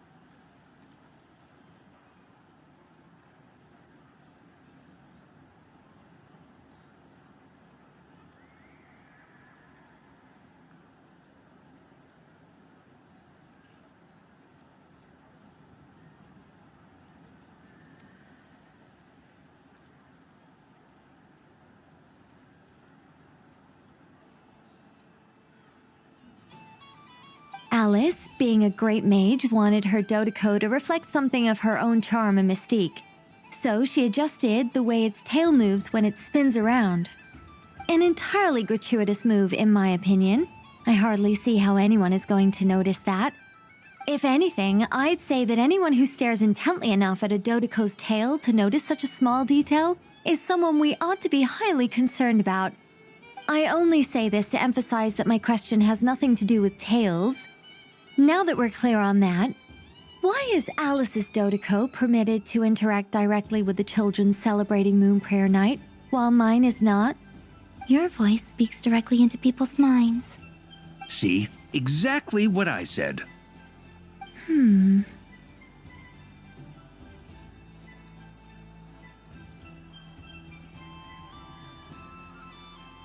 Miss Nicole? Ugh, I can't stand it. I know that probably makes me sound like a whiny child acting out in front of their parents. And it's a little embarrassing now that I think about it.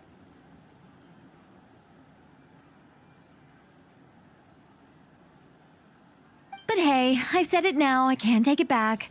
That would be even more embarrassing.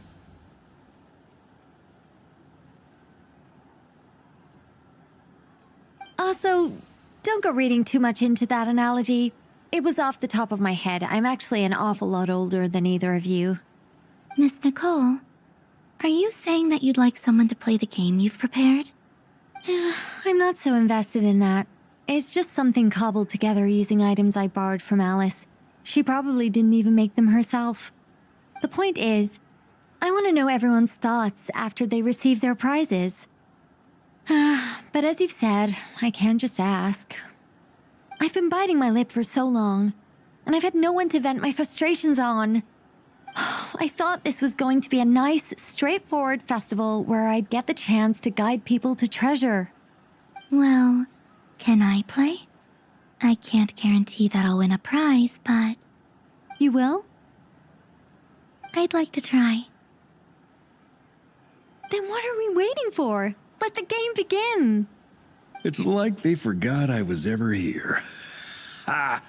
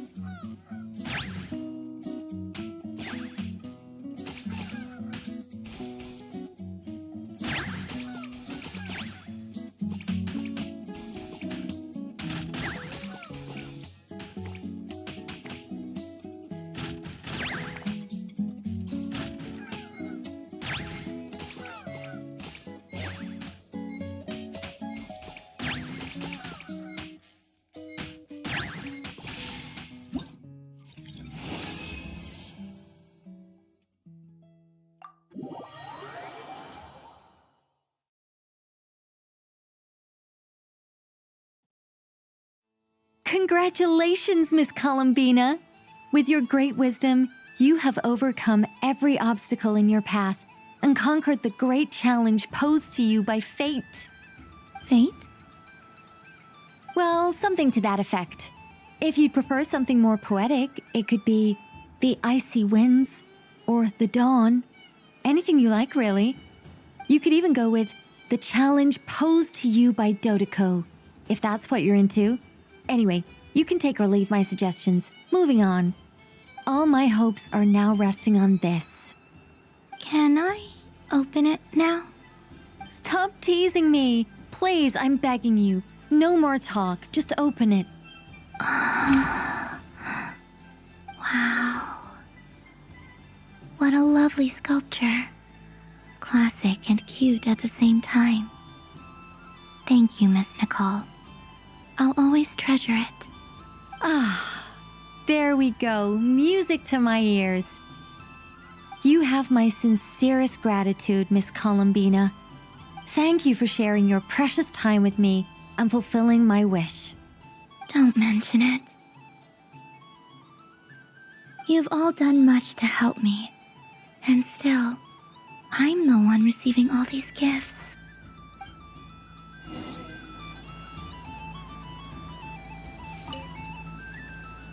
A soft and furry creature that bounces and jumps. Welcome home, Moon Goddess.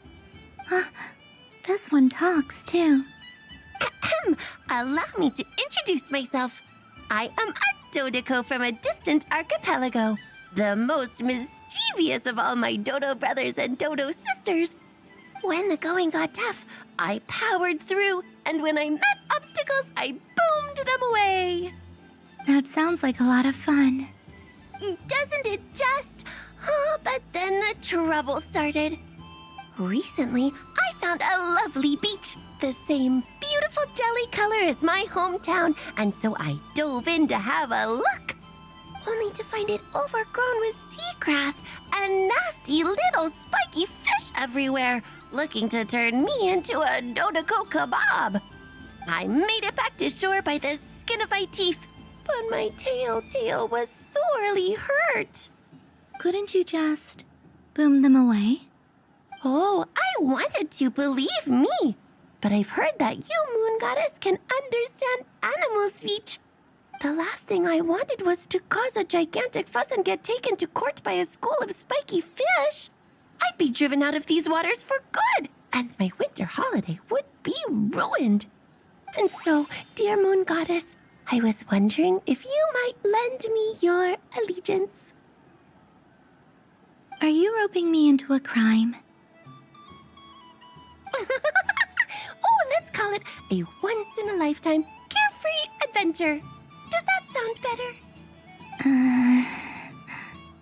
All the festival goers tonight are dressed up as the Moon Goddess, but there's nothing to say that the Moon Goddess can't disguise herself as a Dodoko, is there?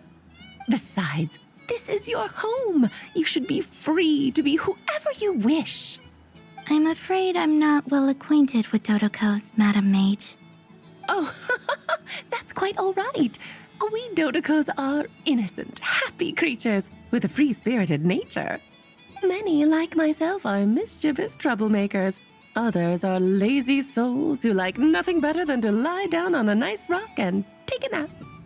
In our eyes, every creature who yearns for happiness and freedom is a Dodoko. But perhaps in yours, we Dodoko are a fluffier and more mischievous breed of Kuhenki.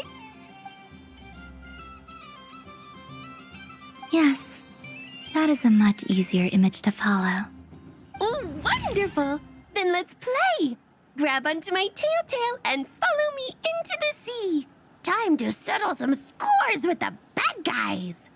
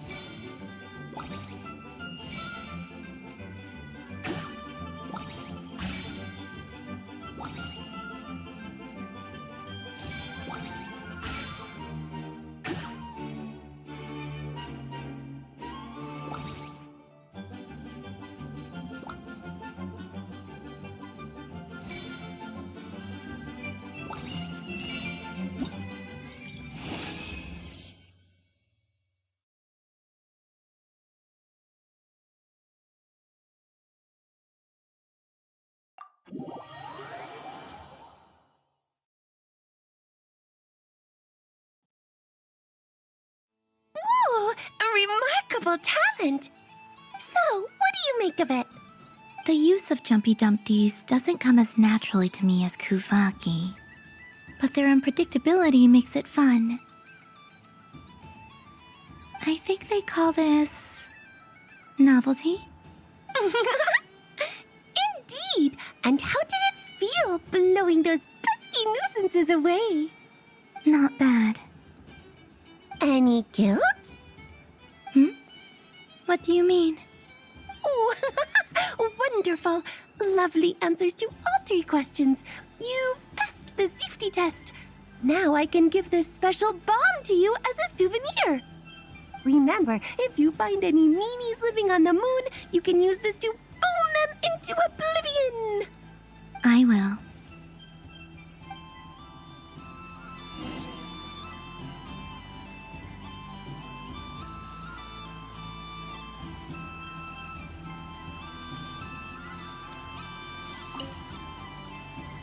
Welcome home, Moon Goddess.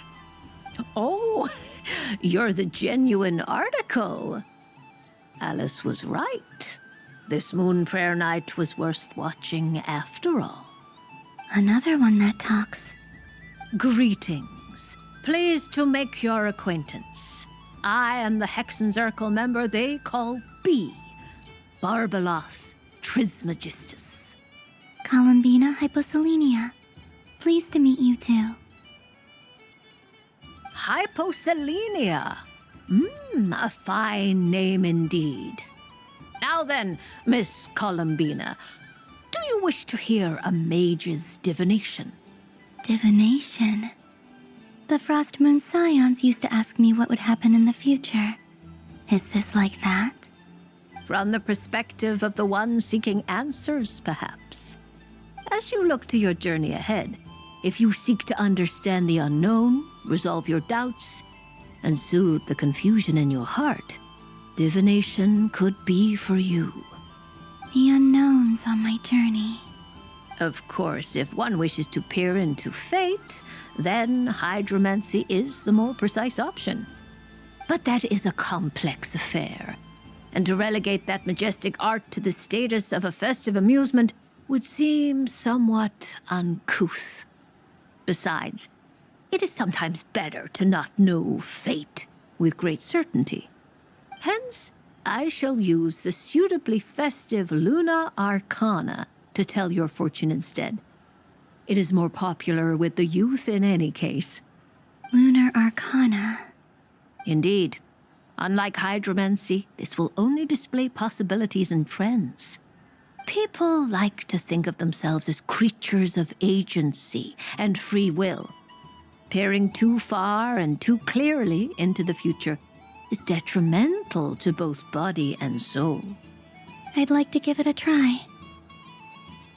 Of course you may.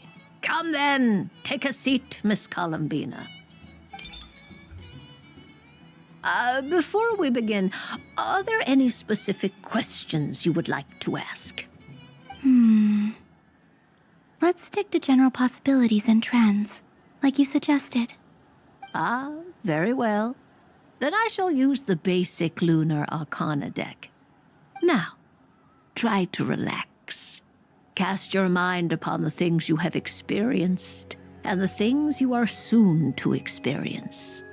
I will shuffle the deck. Would you like to cut the cards yourself? You do it. No problem. Now then, to make things easier for the seeker, that is to say, you, I shall decipher the cards from your perspective.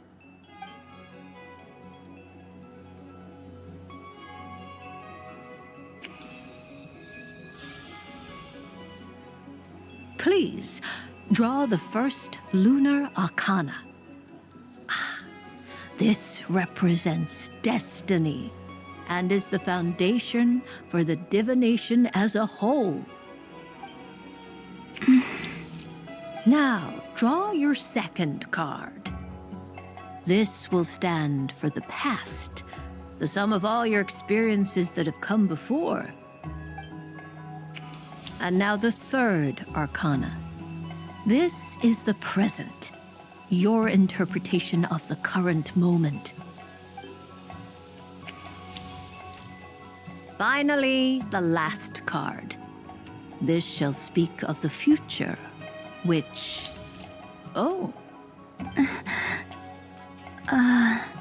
Kuvaki Pulse? Fascinating. I've never encountered this before in my role as a diviner. Something has exerted an influence upon this card, causing it to leave its designated position. What do you make of this, Miss Columbina? Perhaps this is the guiding hand of fate in action. Of course, if you wish, you can choose to deny the validity of this card and draw the future for yourself.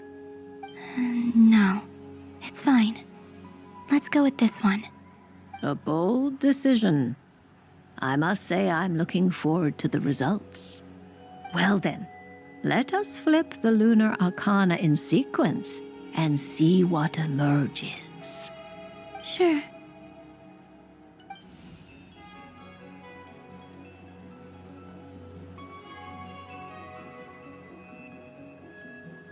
First, destiny. No surprises here. The card that represents yours is the moon. The moon. Indeed. The moon can represent the truth at some times, but deception at others. False peace, destructive calamity, and the world-changing power that lies within. When the moon is placed on the destiny tile, it indicates that your destiny is not what it may appear on the surface. Instead, it may yet have a hidden side. It symbolizes a journey through the fog, fraught with uncertainty and deception, where one must face inner challenges head-on. I don't understand. Patience, my dear. This is but the first card, which serves as a basis for the interpretations that follow. Our divination will only grow clearer from here on out. Now then, flip the second card, the one that speaks for the past. The Hermit, but inverted. Inverted? Yes. The Hermit symbolizes solitude, introspection, and the pursuit of truth. When inverted, it represents isolation, truth out of reach, and a path that leads one astray. Combined with the moon as one's destiny, the Hermit inverted represents a choice you made to stand alone in the past. It was a choice made not out of fear or arrogance, but for reasons that others could not perceive. You fumbled through the darkness without a guide, but you did not find your way. Rather, you went astray. More than once, it would seem. Is this about how I became Kutar despite not wishing to become a god? And how I joined the Fatui because I yearned for a place to belong? I suspect only you know the answer to this question. All is not lost. The past is in the past, and so it shall remain. Shall we look into the present now?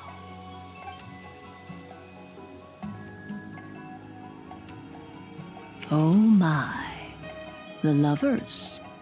One of the most interesting Luna Arcana. What does this one mean? This means that you have had an unprecedented emotional experience. The joy of finding your soul becoming intertwined with that of another. A precious and wonderful thing indeed. It's true. I've made a lot of friends recently, and they are very good to me. I like them a lot. That sounds lovely. I am most delighted for you. The Lovers can also represent important decisions, perhaps related to a parting of ways. Now, if I were to guess... Yes. My return to the moon. I understand. Parting with friends is never easy, Columbina. But rest assured, this is not the end of your journey. There is always another story waiting to be told. The future always lies ahead. The future. Well now, it's finally time to flip this most mysterious of cards. Why did it appear? And what does it wish to tell you? I'm ready. Very well. Flip this card and see what lies on the other side. Oh. Miss Barbaloth? What is it? This card is death. That doesn't sound very good. It depends on how we interpret it. It is true that it can represent an agonizing death, a complete and utter end, but at the same time, it can also represent rebirth. Do not forget that your destiny card is the moon. that lends your future many different potential meanings. If death spells the end, is it unavoidable? As I have said, divination can only display general trends. It is a rough guide, but it does not show predetermined outcomes. Allow me to summarize it for you. In the past, you may have lost your way, but now you have gained new connections and new strength. You now face an important decision, one that may bring about a great change in what is yet to be. This change might, in turn, be the end of all things, or their beginning. But remember, everything is subject to change because of the moon present in your destiny. You must see the truth clearly and face your innermost thoughts. The truth. My innermost thoughts. Thank you, Miss Barbeloth. Don't mention it. Some people dislike divinations, for fear of glimpsing an ending to their story that they wish was not so. But I can see that you're different. The result of this divination will not sway your decision. This is a rare quality, and one that diviners always hope to see in the seeker. We are here merely to guide, not to exert undue influence. I understand. Go then and illuminate your future, Miss Columbina.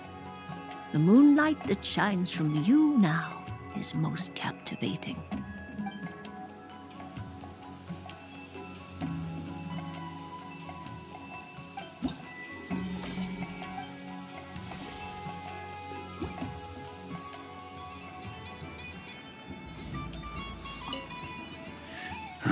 It'd be rude to just leave without saying anything.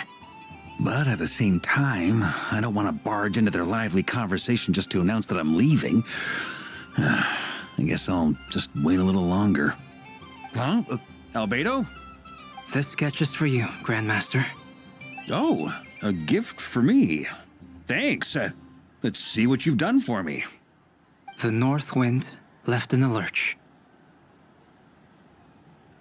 Thank you. It seems I've picked lemon. It strikes a good balance between sweet and sour. This has piqued my curiosity. What if we were to add citrus and other spices, then enhance the flavor via caramelization? I wonder what the end product would be like. Perhaps I should take the time to try this out.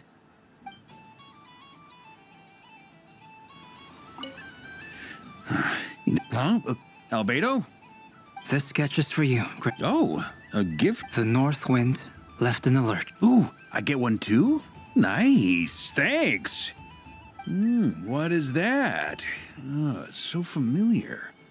Don't tell me, don't tell me. Oh, I got it. It's like the candy jar dropped into a vat of today's boon. Seems I'm a proud recipient of today's Feast of the Moon, huh?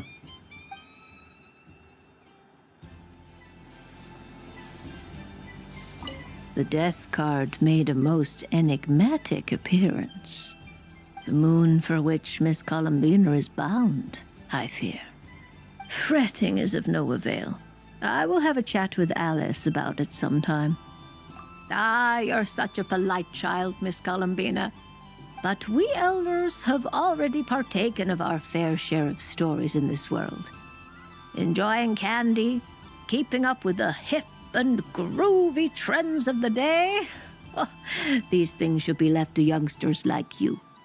I hope you don't misunderstand me. I do not intend to lecture you or reject your kindness.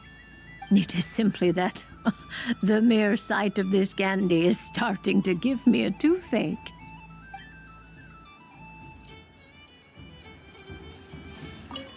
I don't suppose you'd like to play again, by any chance? Don't get me wrong, once is plenty. You're under no obligation to indulge me any further. And besides, I don't have any other prizes for you. Oh, I love the color of this wrapping paper.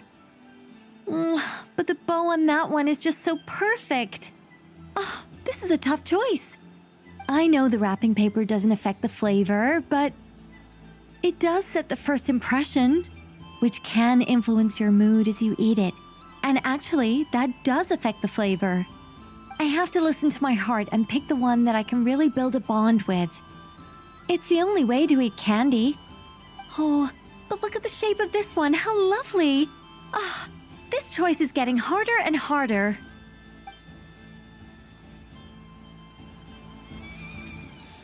Up for another round of fish blast? Oh, I mean of bye-bye bad fishies? Oh, bless my fluffy tail. Dodoko has never seen candy shaped quite like this before.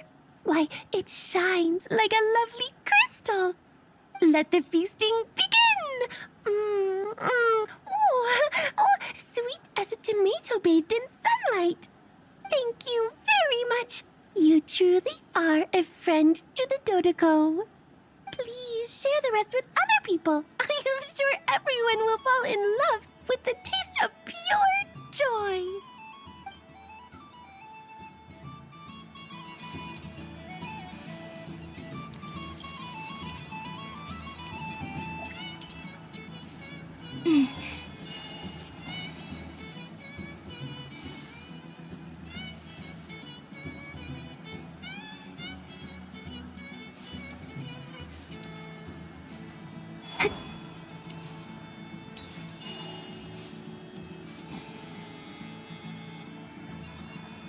But I was aiming right at it. Aw, what a pity. I saw it with my own eyes.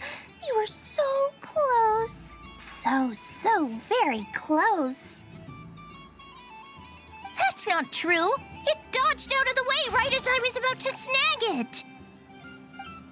I'm sorry? You heard me. This paper frog can move. I swear. Dear, oh dear, what are you saying? How could a paper frog move? Unless you believe there really is magic in this world. But even if I, the mere humble merchant that I am, knew such magic, surely I would not use it on a paper frog. I'd sooner give Mora legs, so I could walk right into my purse. My dear, dear customer, why not have one more try? This time I'll give you 12% off, a very generous discount for one of my most regular customers. Just think about how much experience you have under your belt now. You're sure to win the next one. Darn, I used up all my coins. I'll be right back. Just gonna fetch some more from my house. Take your time, but don't take too long. This event is Moon Prayer Night only. Miss it, and you'll have to wait a whole year before I'm back. Next customer, please. Welcome.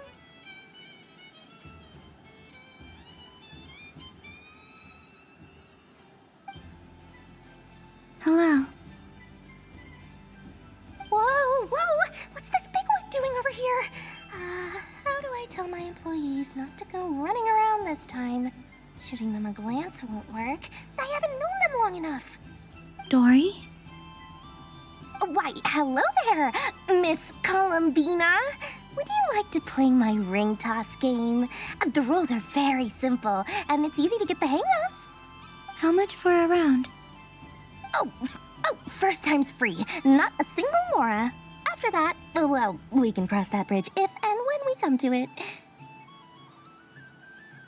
But with your sharp skills, I'm sure you'll win all the prizes in one fell swoop. That was an obvious enough hint for them, right? Right?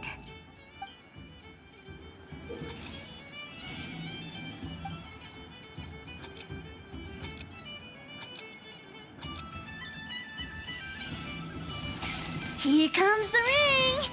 Oh, peanuts.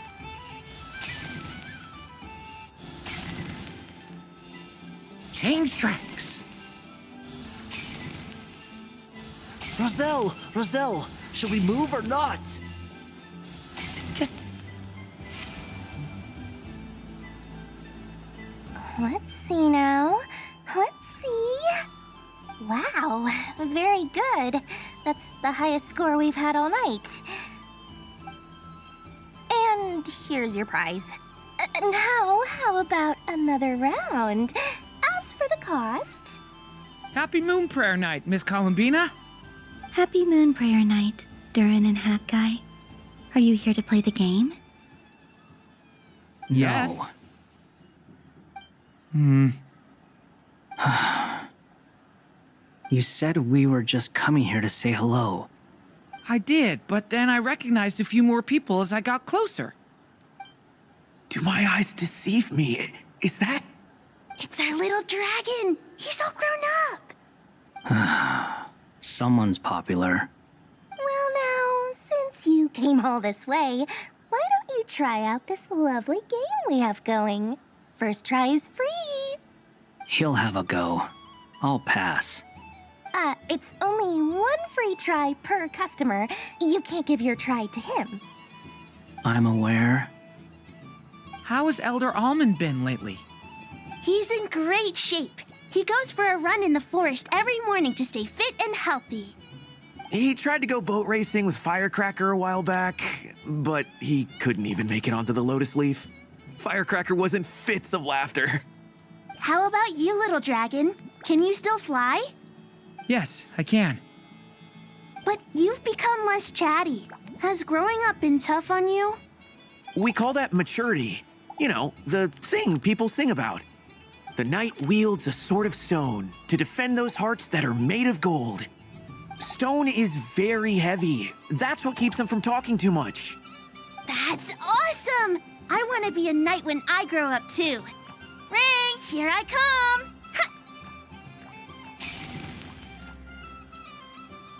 Oh, the hat-wearing man. I never thought I'd see you again. You seem more determined than when I saw you last on the train. If you say so. Oh, I do say so. The people you once helped see it clearly. It's because you are once again on the right track. May the engine in our hearts propel us to the station of our dreams. I can move! I can move now, Roselle! What are they doing, running into the rings like that? You got them all so quickly! I have never seen anything like this in all my travels. Is this guy actually an old friend of theirs? But how? They're origami animals and clockwork people from a fairy tale. Getting to know them would be quite an arduous task, unless they share a hometown? I have to get to the bottom of this. Next time I see the Great Mage Alice, I shall demand answers. Thank you, Dory. I had a lot of fun. Now for your prize. Where did I put it? Give me a moment to dig it out. Oh, sweet grand prize. How I wish I didn't have to let you go. Good thing I've already turned a profit from the customers earlier in the night. Otherwise, I'd have wasted all my hard work. Okay, I'm back. What? I leave for 2 seconds and someone's already claimed the grand prize? Oh, well, these things happen, you know? Perhaps you'd be interested in one of the other prizes instead. We've got all kinds of wonderful goodies here. Is this the thing you wanted? Here, you can have it. Huh? But... Don't worry about it. It will be happier with you. Oh, thanks so much, miss. Moon Goddess. Oh, goodness gracious, Columbina. Give me strength. How am I supposed to make any more money from this child at this rate? Daddy, look! That's the game I was telling you about! Forget it. She is the Moon Goddess after all. I'll think of some other way to swing this. Maybe I can try to hook this new kid. Huh? Oh, someone already won the grand prize. You can take mine if you want. What? Why? Why are all these bleeding hearts coming here to ruin my business? Happy Moon Prayer Night, everyone. Happy Moon Prayer Night.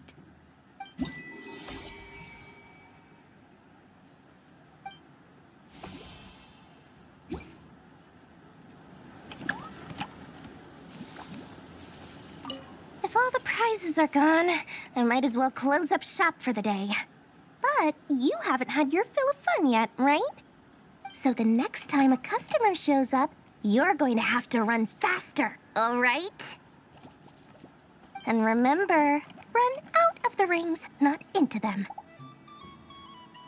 Oh, a gift for me? Lord Sangama Bay really is going up in the world. Wow, candy from the moon goddess herself. If I back this up... No, what am I saying?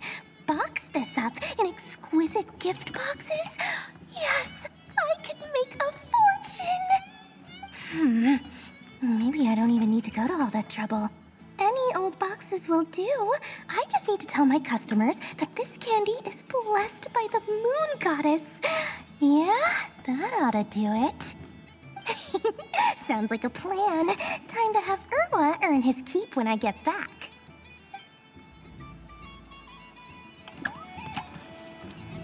What's this? Should I give it a try?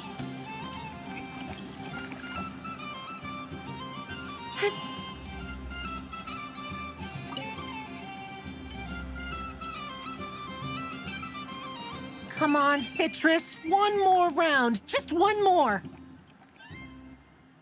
But my neck... oof. It's acting up again. You should take a break. Health comes first.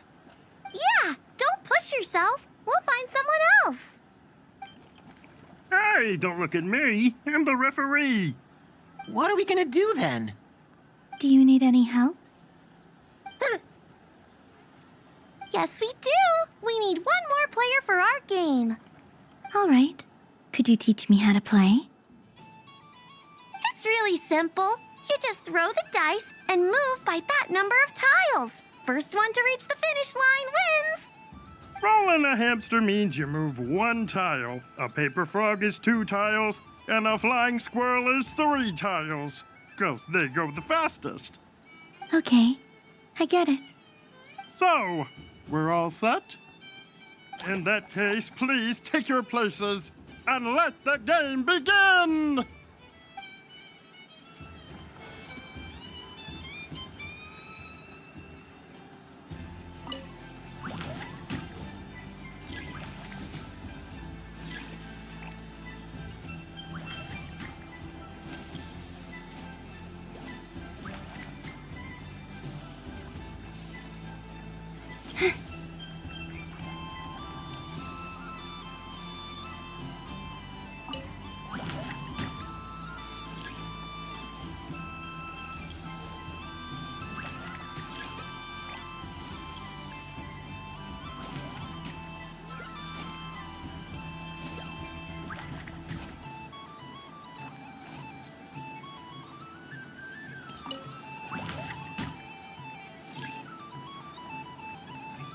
And the winner is the Moon Goddess! Congratulations!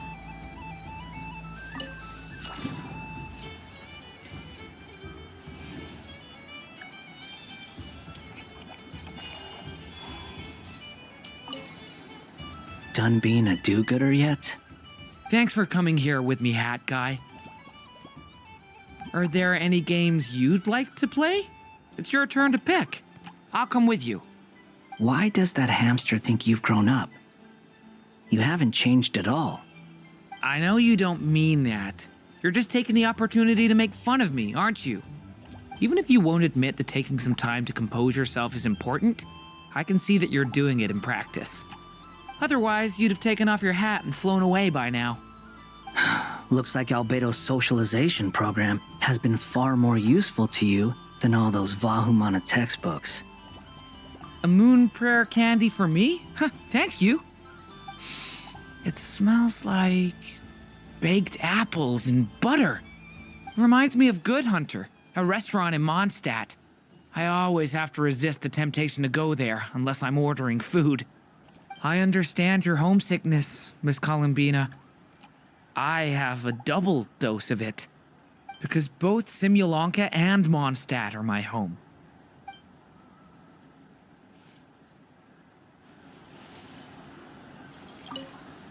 Done being a dupe. Thanks for coming here with me. Are there any games? Why does that hamster... I know you don't... Even if you wanted... Otherwise, you'd have... Looks like Albedo's socialization. I thought you'd actually spend your precious time doing something more worthwhile.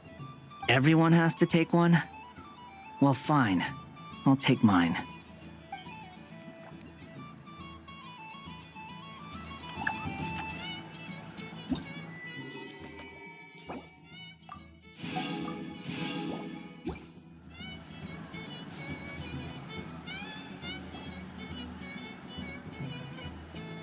Dodoco's Whirligig! Come check out Dodoco's Whirligig! Ah, welcome home, Moon Goddess. Might I ask what this is? Ah, it's a very special amusement sponsored by the Great Mage herself. Ride on a soft and furry Dodoco and embark on an unforgettable adventure. I say that, but I'm just following a script here. Who is this mage, anyway? And what the heck is a Dodoco? I'd like to ride. No problem. But, are you by yourself? Is that not okay? Oh, no, it's fine. It's just that each Dodoco can accommodate 2 passengers. Would you like to bring a friend along? My friends... That should do it. Now, we just need to get everyone else to draw something on it, too. But we gotta keep it a secret from Columbina. Traveler? Ah!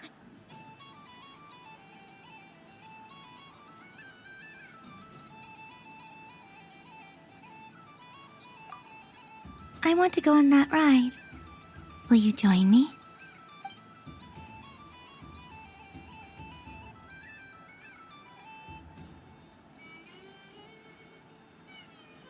Let's go then.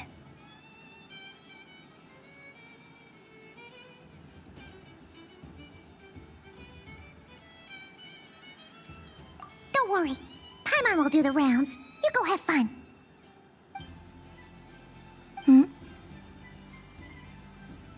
All right. I think we have to wait in line over there. Please take your seats. For safety reasons, you mustn't try to leave the ride before it comes to a complete stop. All right, you're all set. I wish you both a wonderful journey.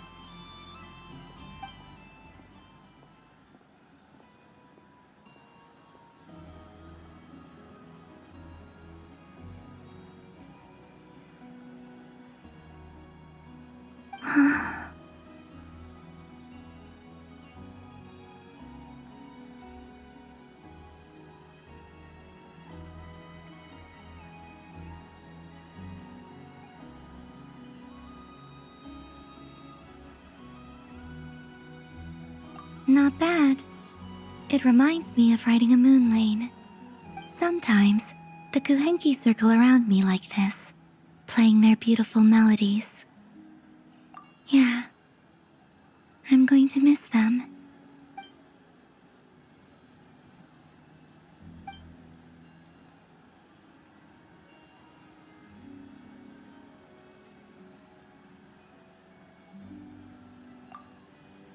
It does. I've felt scared in the past, too. But this is a little different. You know something? I got to see a lot of fascinating things during my disappearance. I saw how the Frost Moon Scions act around their families. So different than how they used to act in my presence. And I also saw how they interact with their friends. It made me curious at first. Why do people act so sincere when they're worshipping gods? but save their truest, warmest feelings for each other. Slowly, I came to realize that it's because they trust one another. They know, deep down, that they'll be accepted for who they are. All of it. The good and the bad.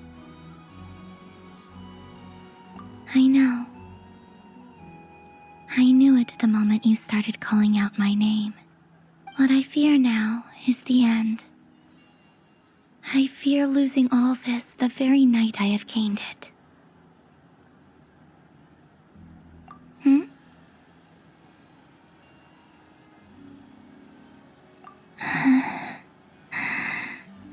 Thank you for this conversation.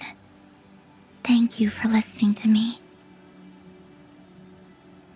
Don't worry. This fear I have, and the unknown that awaits me, they cannot hurt me. Not when I possess a treasure far greater. I just want you to remember this version of me, the real me, on this final night together. Dear passengers, Dodoco's awesome adventure has come to a close. Please leave in an orderly fashion, and we look forward to seeing you again in the future. Don't want the journey to end, huh? Don't worry, you two. There's always another adventure waiting just around the corner.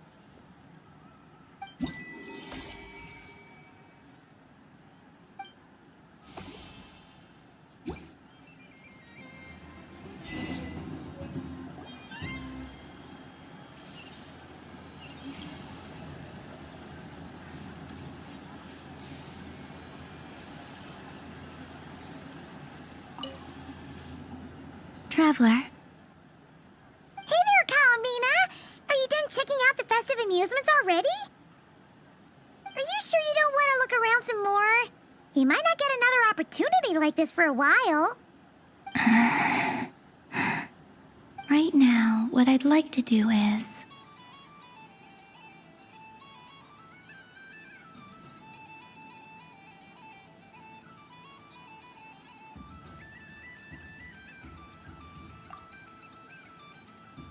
Oh, candy for us? Thanks a bunch, Columbina. Don't mind if we do. Whoa, this one's intense. But it's so tasty. What about you, Traveler? How does yours taste?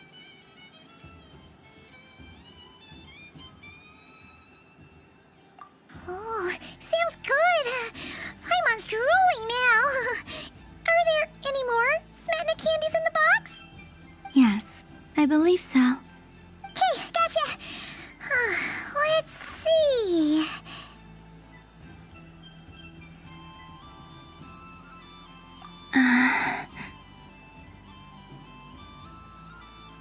Sure.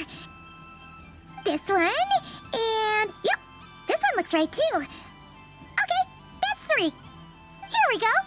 1 per person. It's so sweet.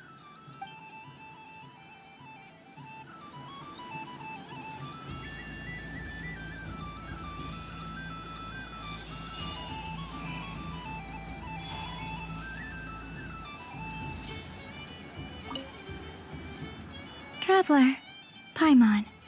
Columbina! Finished with the festival already? Really? You're sure you don't want to have a little more fun out there? Final answer. Yes, I am sure.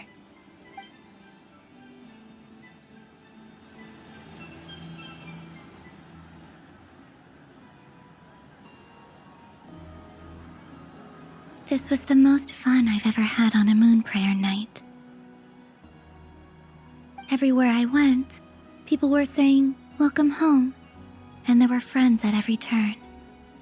I only wish it could last longer than one night. Oh.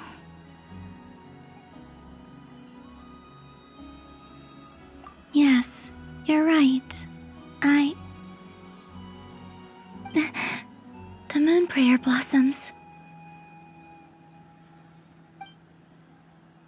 Ooh, look!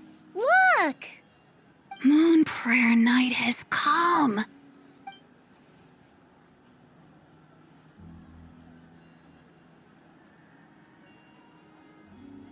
The moon. It's so beautiful. Happy Moon Prayer Night, dear. Happy Moon Prayer Night.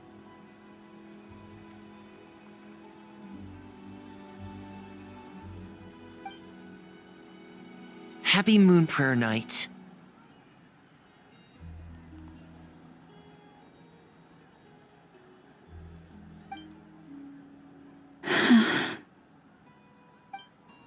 Aww. Huh.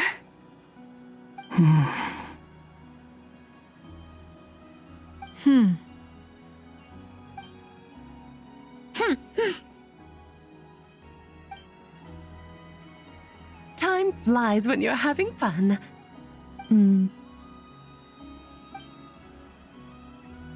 Oh. Looks like the time has come. Columbina. You're heading off, then? Yes, to the ruins you mentioned. And from there, back home to the moon. Wait! I know? At least... Take one of our craft shop's crumb cookies up to the moon with you. You know, for a snack. Sure. Why not? The Curatorium of Secrets believes in proper farewells. No story should be left without a satisfactory endnote. Never. Farewells are an important affair for the Ratniki, too. We never know when we might meet again. Ha! And here I thought grand farewells wouldn't suit tonight's mood. But I suppose friendly passion is not to be stopped, eh? We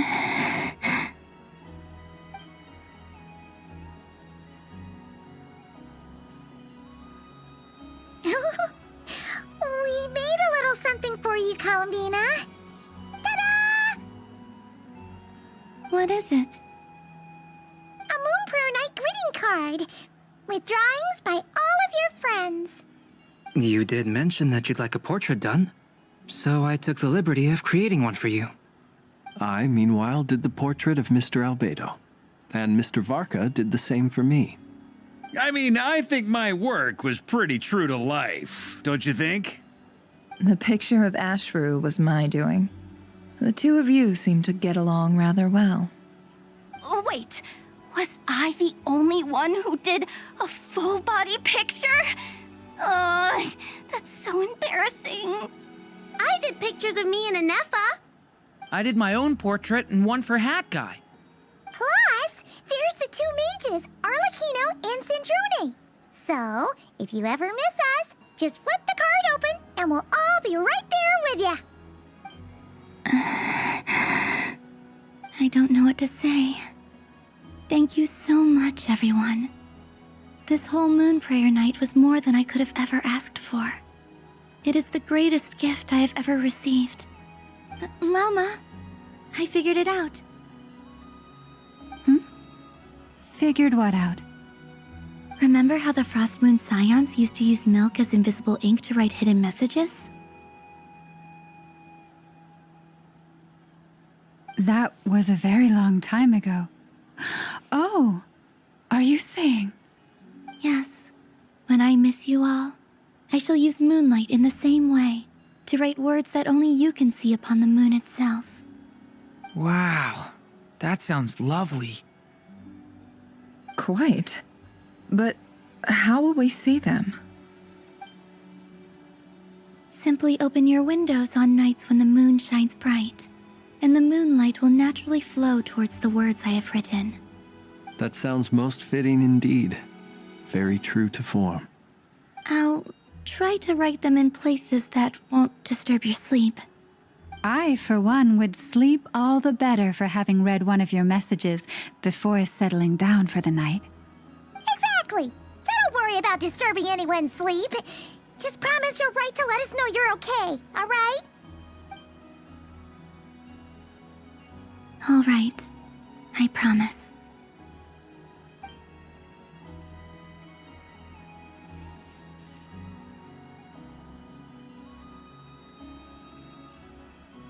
In that case, Columbina. I'm ready.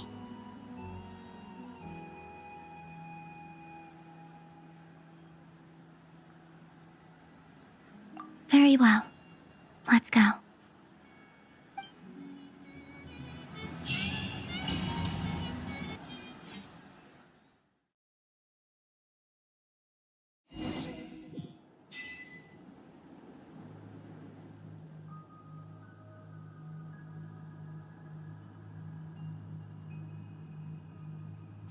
In just a few moments, I will be gone.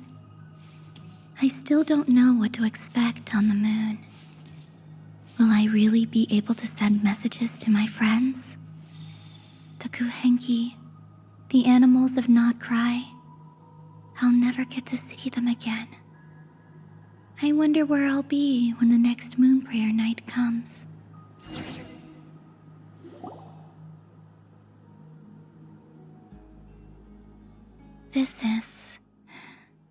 This is where the people of Hyperborea used to communicate with the moons.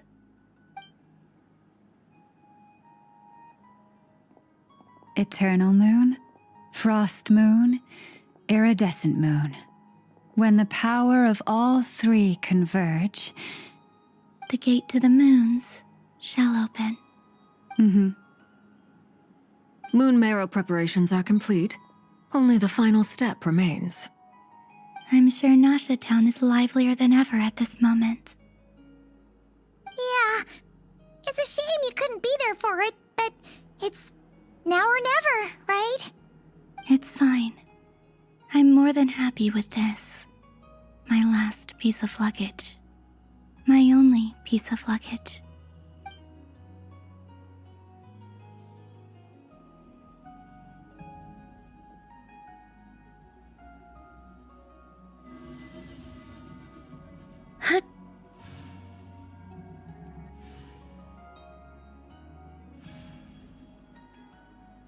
I can already feel the moon calling to me.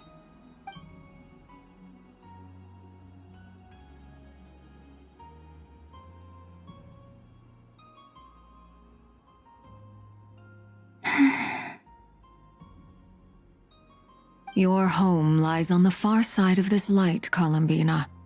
From now on, we will at last have a reason to pray to the true moon. Columbina. Yes? I'm listening. Be sure to come back and see us when you get the chance.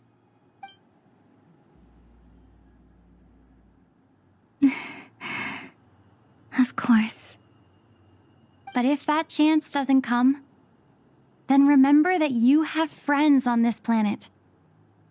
People who will miss Columbina. Yes, I will. Thank you for everything you've done for me.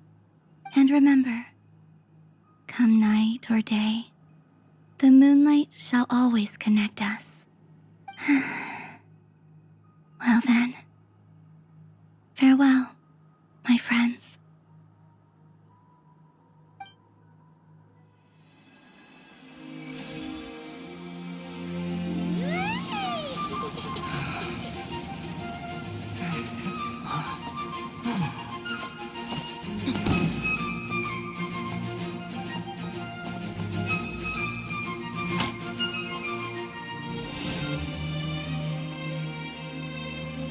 Thank you. This was my happiest night in Teyvat. Farewell, Columbina.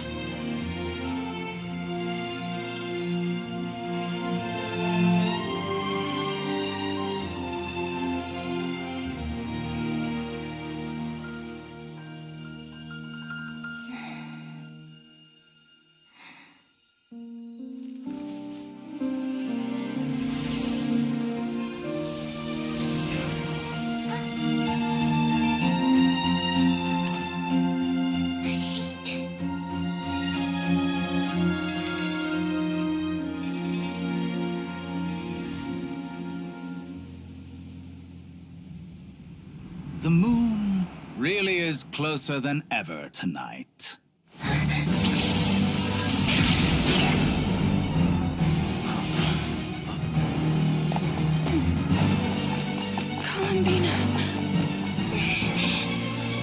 3 moons in one place. Time for one final experiment. Reason, life, death, time, and space. They all believed I would fail.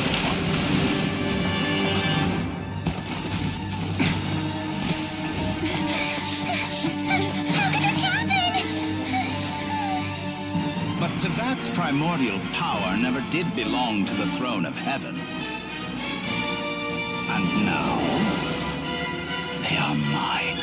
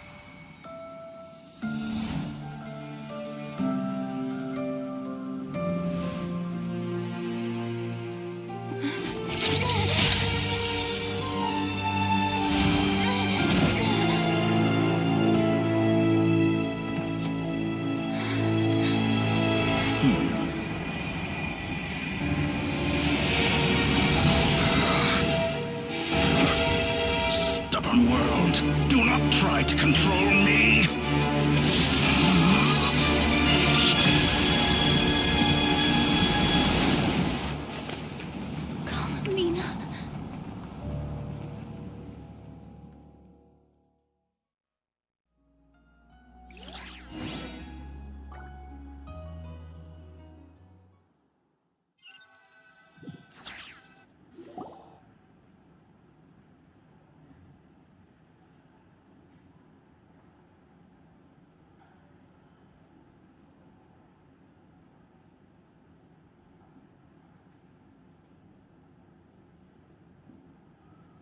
Are you all right? Do your wounds still hurt? I had someone prepare a little medicine that could prove effective. Take it if you need to. In that case, let me relate the contents of the call we made to Alice after the incident occurred. That Dottore is a crafty one. He distracted the Hexenzirkel by creating a huge fuss at Tevat's borders. I'd assumed that the cause was an abyssal intrusion from the outside world, which in fairness is a rather common occurrence. But after learning that you managed to influence the phantoms in Nodcry, I realized that perhaps this interference could have come from within Tevat instead. But we weren't able to change their fates. True, you couldn't change how their stories ended, but you did build some variables around yourself. Variables? Yes. Things you heard that you could not otherwise have learned. Ideas that would otherwise have never crossed your mind. All these things are variables. Of course, most variables usually pale into insignificance with the myriad of possibilities floating around. But the moment you start treating them as building blocks and intentionally stacking them, that changes things. That's what Dottore did, and it's how he created the necessary conditions so that when you activated the portal tonight, it played right into his plan. However, we have no way of knowing exactly what he did. Yeah, we also need to ascertain Columbina's status. And that about sums it up. As I suspected, Dottore has disappeared completely. If it's any consolation, he wasn't able to control Columbina as he might have wished to. Oh no! What? She did what? All we saw was Dottore appeared and used some kind of power. The next thing we knew, he and Columbina were gone, and you were falling into the sea.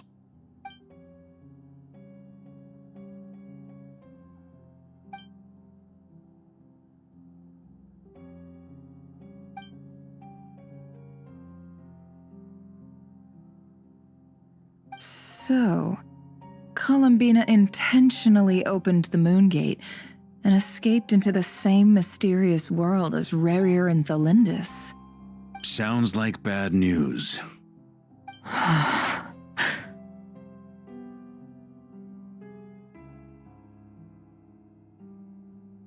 Seen in that way, the trilunar syzygy and Rerir's emergence, Dottore might have been pulling the strings in both cases.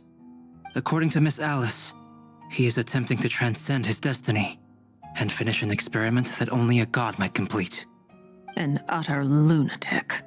Wait a sec, where's Hat Guy? Seems like he'd want to be here for this. He took off with the Dodo communication device after we spoke to Alice. He said he had a hunch that he wanted to investigate by himself.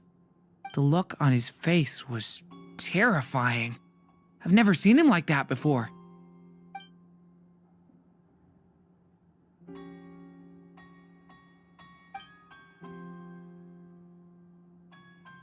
I'm back. Hat Guy! I went to look for the Hyperborean phantoms again. I think I've gotten to the bottom of it. I got them to talk to Nicole on the other end of the communications line. Turns out, the history they describe is different from how Nicole remembers it. Really? But how? Surely Nicole can't have been wrong. Because the phantoms are the ones who are deceived. They speak of a savior who appeared in their history. One who never should have existed. This savior promised to create a new moon within the false sky, and even bring back their moon goddesses. Foolishly, they believed in him, and told him everything he wanted to know about the moons. It's obvious that this was Dottore's doing.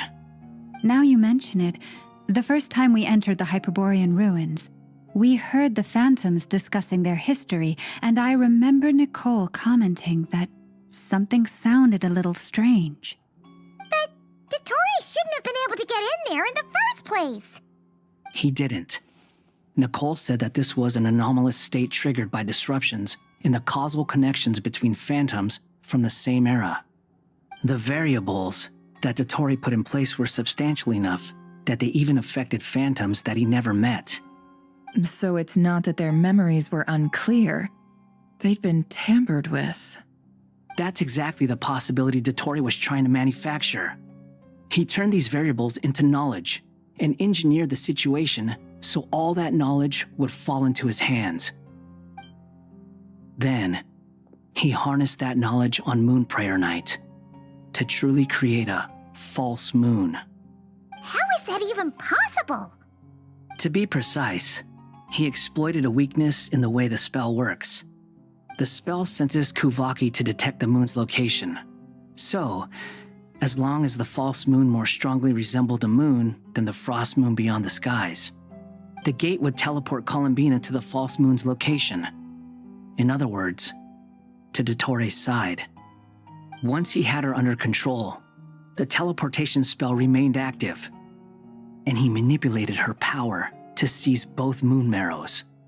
At that moment, the moon marrows disappeared right before our eyes. It was already too late, even as we were leaving the ruins. By then, Dottore had already amassed the power of all 3 moons. So, where does that leave us? What do we do now?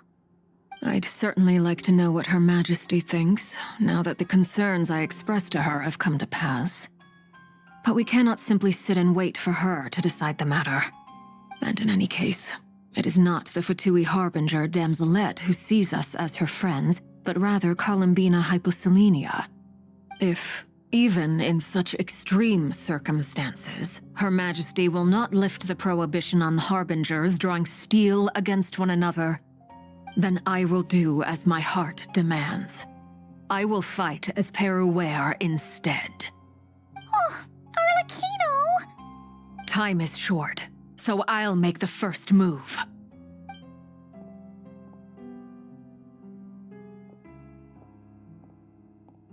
Whew.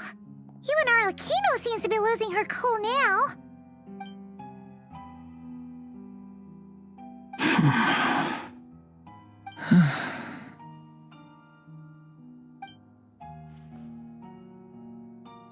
All right.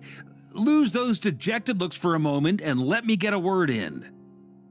It looks bad, I won't lie. Very bad, in fact. So Dotori's pulled some real dirty tricks to gain the upper hand. For now. And yeah, it's to the point where even the mages say that his variables have affected destiny. I'm not so sure, though. Many have told me that Tevat's destiny is fixed, and that does appear to be the case. Well, what makes Dotori so sure he'll be the exception? And since he was able to stack these variables up, who's to say we can't do the same? You of all people should not be discouraged, traveler from afar. This isn't over yet.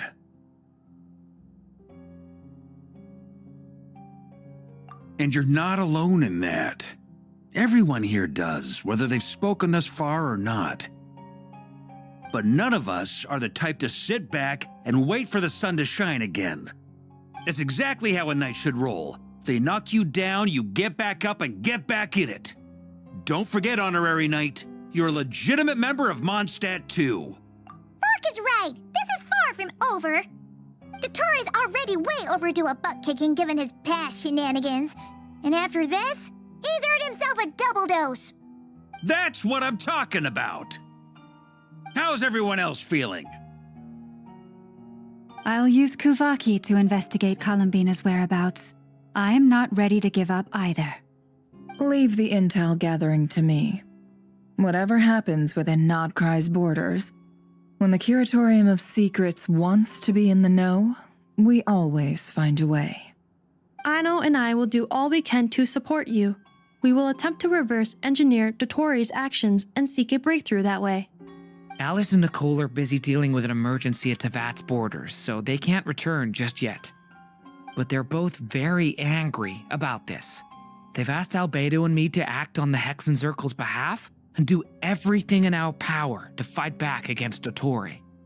Are you ready then? We're going to have to conduct a lot of research, even in the early stages. I'll do my best. As for me, I'm pretty familiar with Dotori's way of doing things, so I can try to predict his next move. I'll help with your investigation. Nice! Looks like we have our basic division of labor. I'll get in touch with Flints and Itlua, get them to have a chat with their Starshiner. It couldn't hurt to bring the Lightkeepers on board as well. At the same time, I'll pass on instructions to the Knights present in Nodcry to assist the Lightkeepers and other organizations in ensuring the safety of those living here. Yeah! We'll show him! That's it then. Good luck, everyone.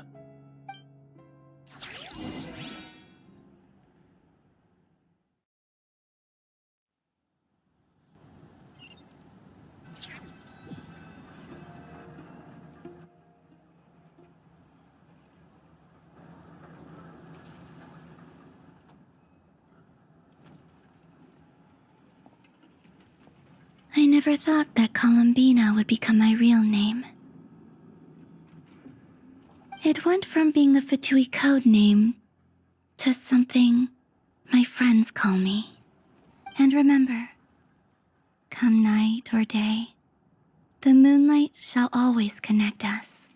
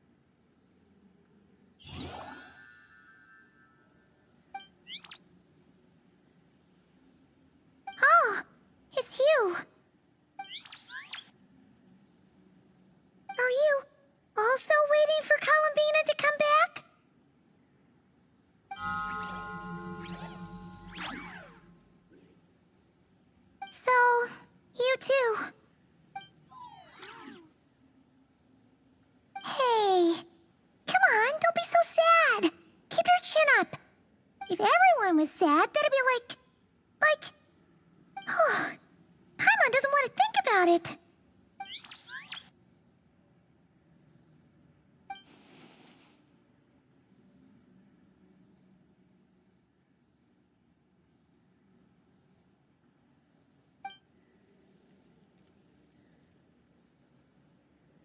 I haven't given up yet. Columbina, all of her friends, none of them would ever just give up like this. Give us a little more time. I can't promise anything, but I'll do everything I can.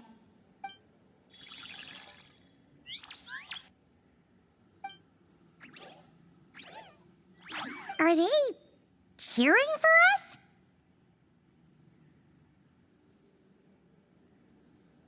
Thank you. Do you need us to help you with something?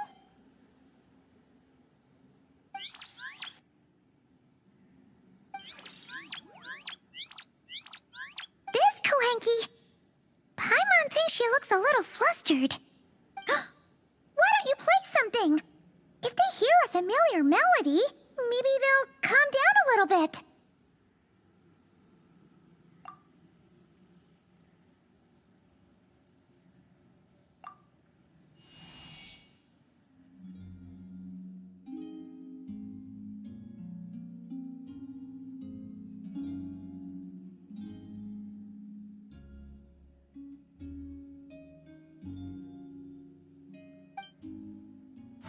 Oh, they're asleep. Looks like they haven't had a good rest in a long time. Shh, let's leave.